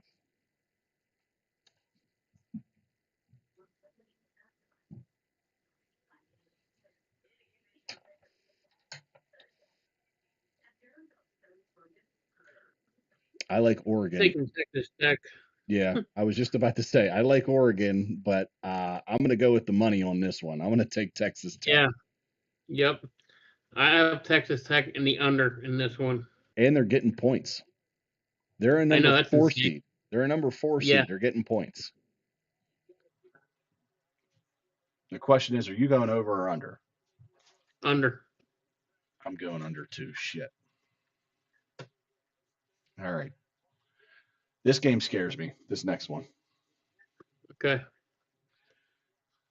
Next one is another CFP quarterfinal Rose Bowl presented by Prudential. Number 9, Alabama. Number 1, Indiana. Hoosiers. Wait, Ohio State's number 2? Yeah, Ohio State's number 2, buddy. And the Hoosiers are giving 7. And the over-under is 47.5. I'm taking Alabama and the points. I wouldn't be surprised if Alabama wins. And I think You're going over or under. I'm going over. I'm going Alabama and the over.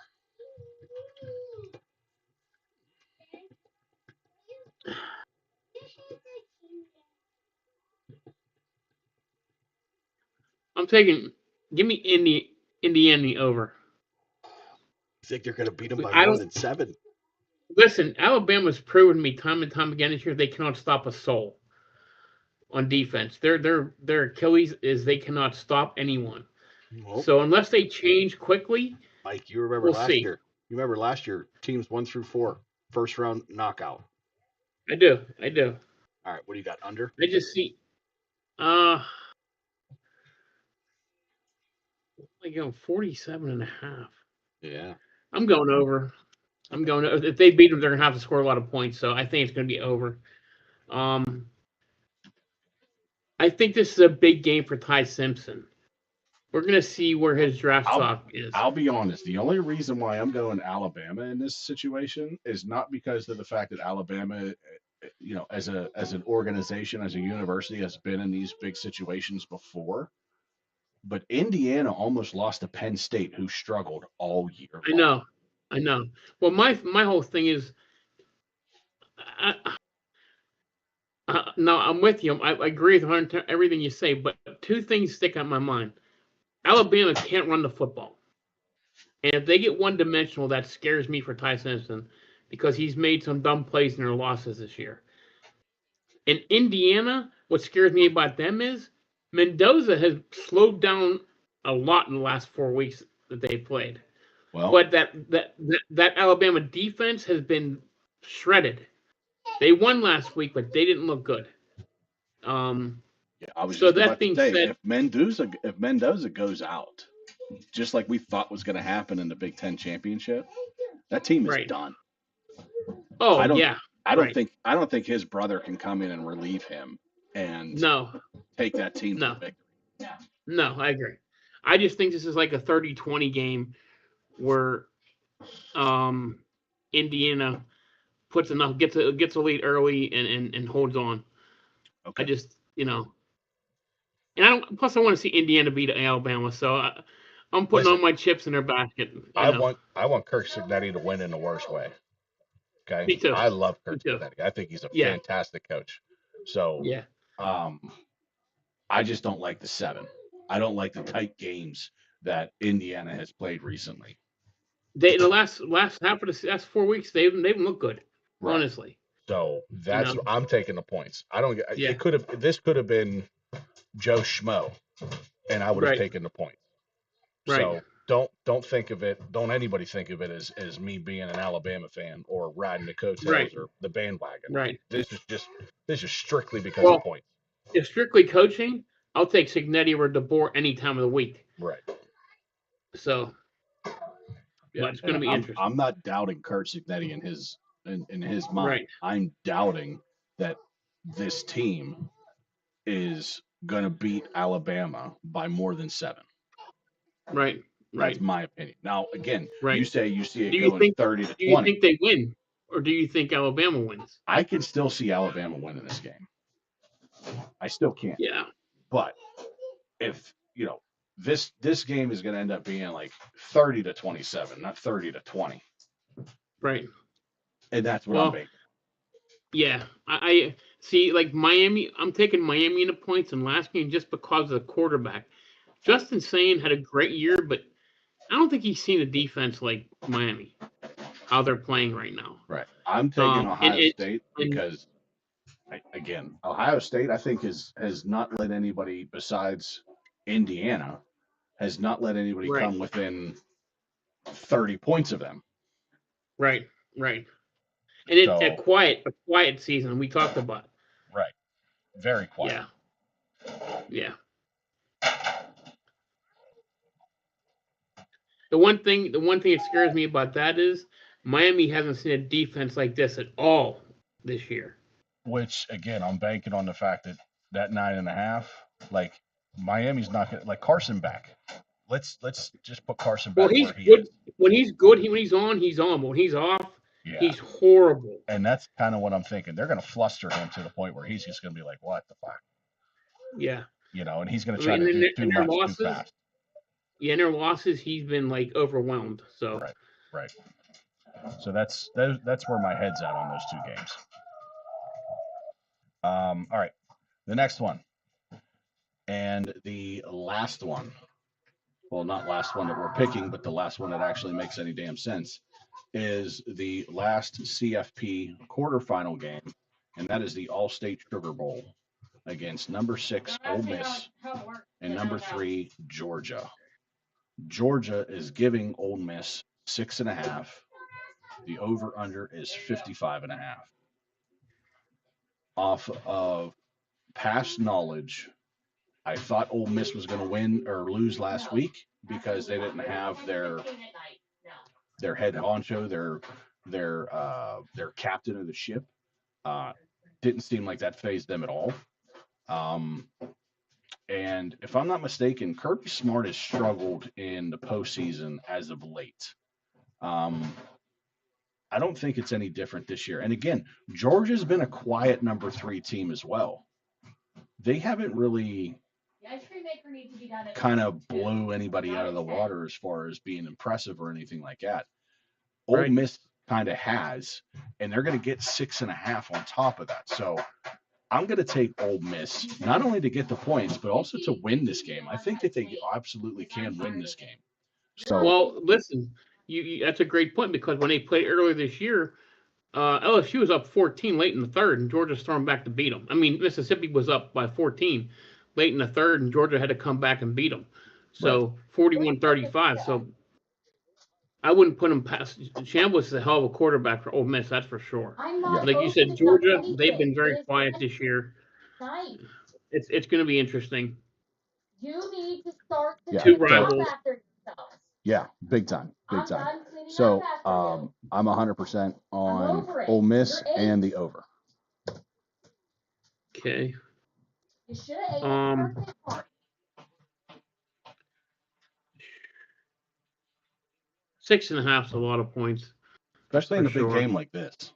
Yeah, I'm taking Ole Miss as well. There's only been one game so far in this round that has been under 6.5. I know, that's crazy. And that was the Oregon and Texas Tech game, and that was 2.5. Right. And for all intents and purposes, the better team in terms of standings go was the one getting the points. Right. All right. I apologize. I kind of talked over you for that for a second. So that's all right. Here? I'm going Ole Miss. I'm taking the 6.5 in this one. I'm going over as well. I was going to say it's hard not to go over when they've already played and they've gone over 60 points in that game. Easily. Right. Comfortably over 60. So. Okay. All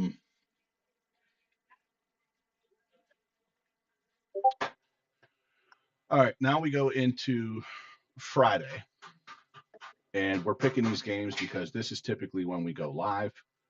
So we will not have a chance to pick these, so we will pick these now. Friday, the Lockheed Martin Armed Forces Bowl against Rice and Texas State.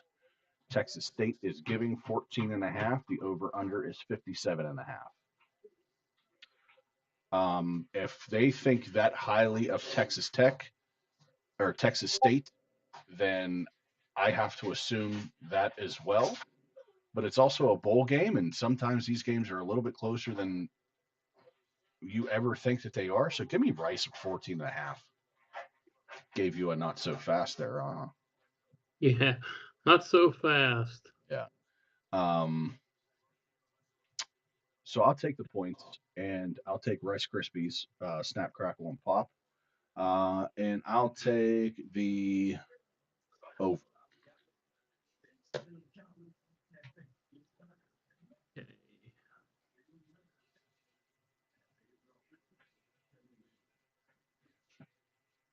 I am going to take 6 and 6 and 5 and 7.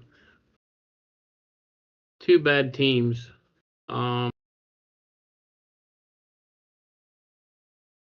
Texas State went on a little. They've been hammering people. Give me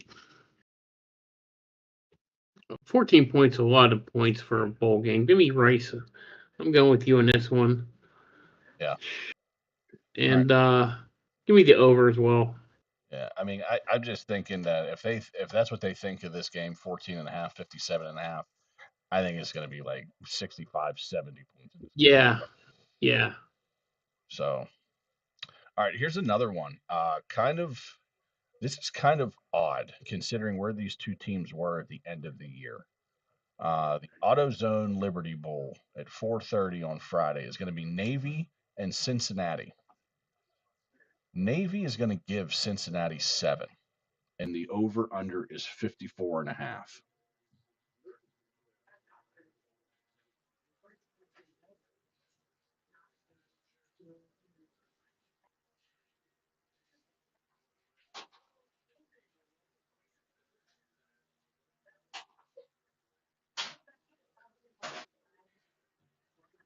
Take a Navy. I don't want to take the over and the under though. I'm going over. Navy and over. Yeah. I'm gonna go under. And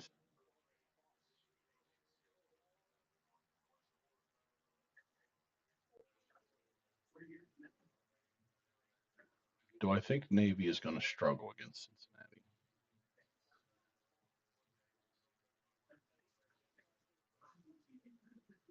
They struggle against Army. They didn't beat Rice by that much, nor the Air Force, nor Temple, nor FAU. They lost big to North Texas and Notre Dame. Didn't beat South Florida by much.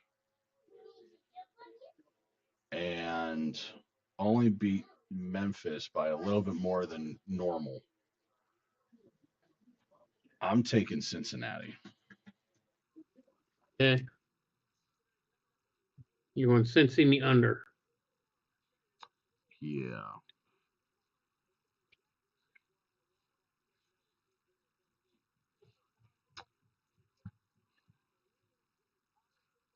Starting to second guess the under on that now too. Because a lot of the games they played and they've won have been large sums. Right. Over 50. I will also take the over. I'm waffling, so I will waffle to the dark side and take the over. All right, next one. The Trust and Will Holiday Bowl, number 17, Arizona against SMU. SMU is going to get 2.5. Over under is 52.5.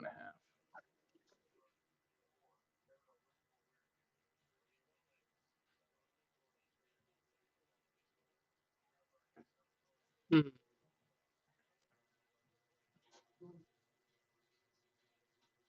I'm taking Arizona. Oh boy, am I taking Arizona? Just for knowledge, if you don't know, Arizona is 9-3. SMU is 8-4. Give me Arizona. What's the over under in this one again? 52.5. And who's favored? Favored is Arizona. 7.5. Wow. 2.5. Oh, 2.5. Okay, 52.5. Okay. Yeah, SMU's I'm getting going. I'm going Arizona in the over.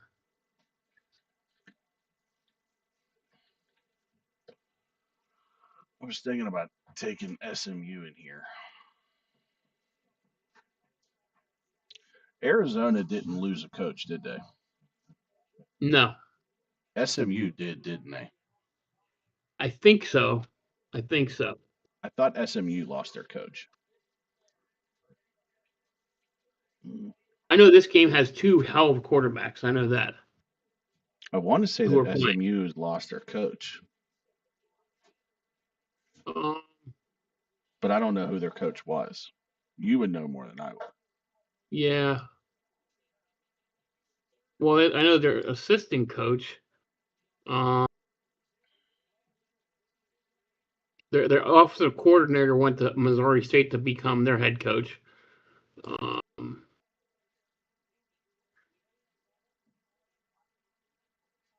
Well, I guess their coach didn't go. No? Give me SMU. I'm going to take SMU. It doesn't. I don't see him anywhere. And I will also take the over. Okay. All right. The Duke's Mayo Bowl against Wake Forest and against Mississippi State. Wake Forest, that can't be right. How in the hell is that right? Wake Forest is getting 3. The over under is 53.5. Just to let you know, Mike, Wake Forest is 8-4. Mississippi State is 5-7. Yeah, because of the opt-outs, the team's not coming. 10 teams with winning records decided not to go bowling, and that's why they got there's 6 teams at 5-7 in bowl games this year. So, Mike, a 5-7 team is favored. Yeah, it doesn't make any sense. Give me Wake Forest, but I'm going to take the under because I think this is going to be a shitty game, to be honest with you.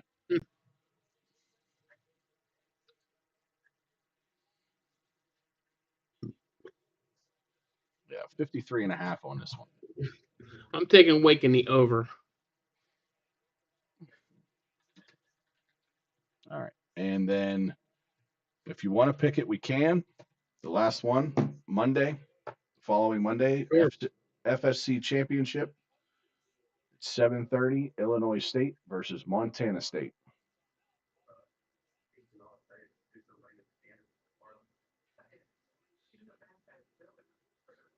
It's going to end up being on this week's pick'em sheet. So Okay. we don't have to pick it if you don't want to. No, we'll but pick it. I don't think mine's going to change because I mean, again, we could pick it on Friday if you want. Or you could change your mind if you want on Friday, but I don't think mine's going to change in this. Okay. So Illinois State, Montana State for the championship and the FCS, not FSS, FCS, and Montana State is giving 10.5. Wow. Over under is 56.5. And I am riding all my chips on Montana State and the over.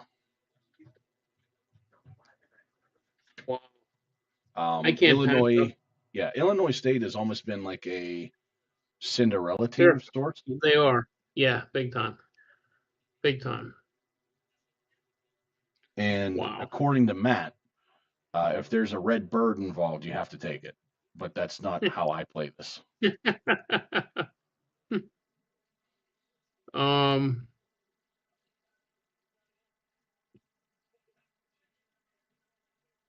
Wow.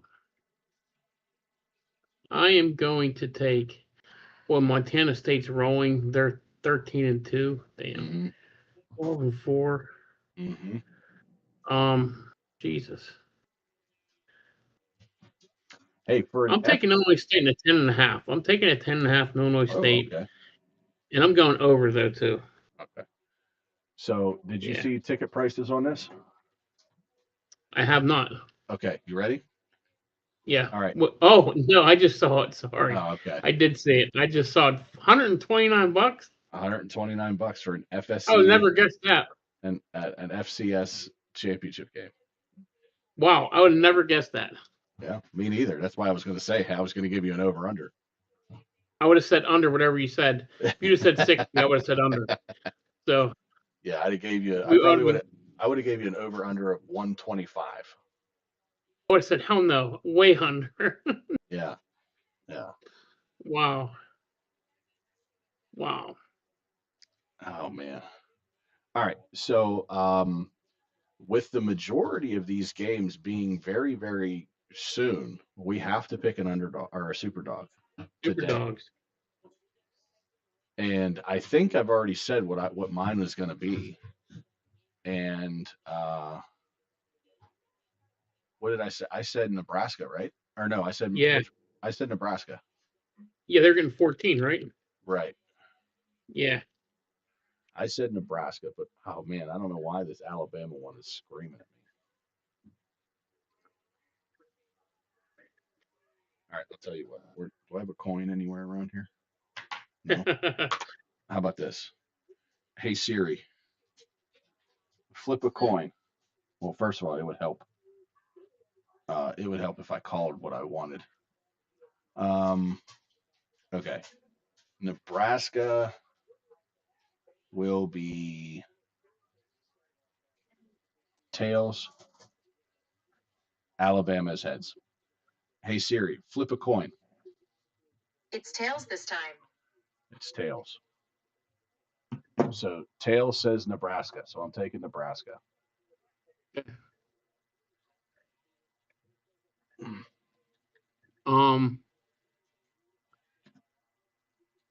I don't understand how Wake Forest is not favored. That's crazy. I like that one. And I like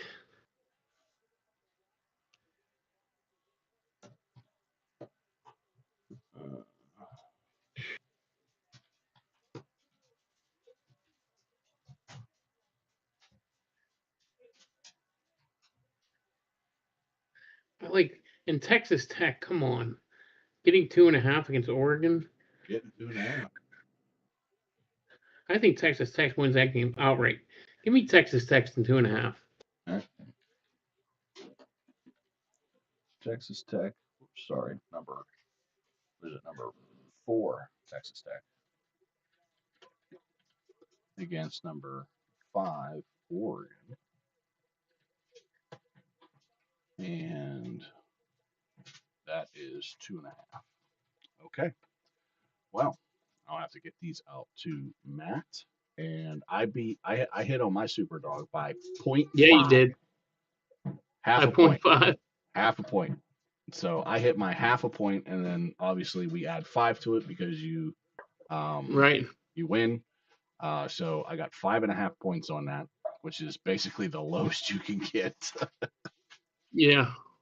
So I am up to 118.5.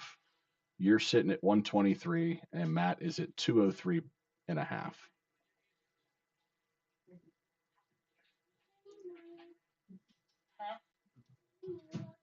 All right, so we got our super dogs picked. We have our games picked. Again, I will send these over to Matt to get his picks. And then with that being said, Mike, do you have anything else for anybody? Anything else that you learned here today that you want to talk about? I'm stumped by some of the spreads in these college football playoffs. That's for sure. Yeah.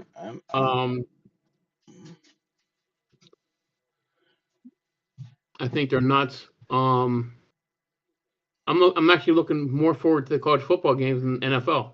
So. Yes, I agree. Yeah. For obvious reasons, there's only 2 or 3 games that we care about in the NFL this weekend. But when it comes to these college games, I mean, there's 2 or 3 just on Wednesday. Yeah. let Yeah, I know. alone Thursday and then Friday and then Monday. Yeah. So, I So mean, yeah, for sure. Definitely looking forward more to the college slate than we are the Yeah. NFL slate. yeah, for sure. Yeah. So we can looking forward to it. That's for sure. Absolutely. So, with that being said, Mike, we are going to call this one finished. I think we've done a good job here on making sure that we got everything that we needed to talk about in. And Yep.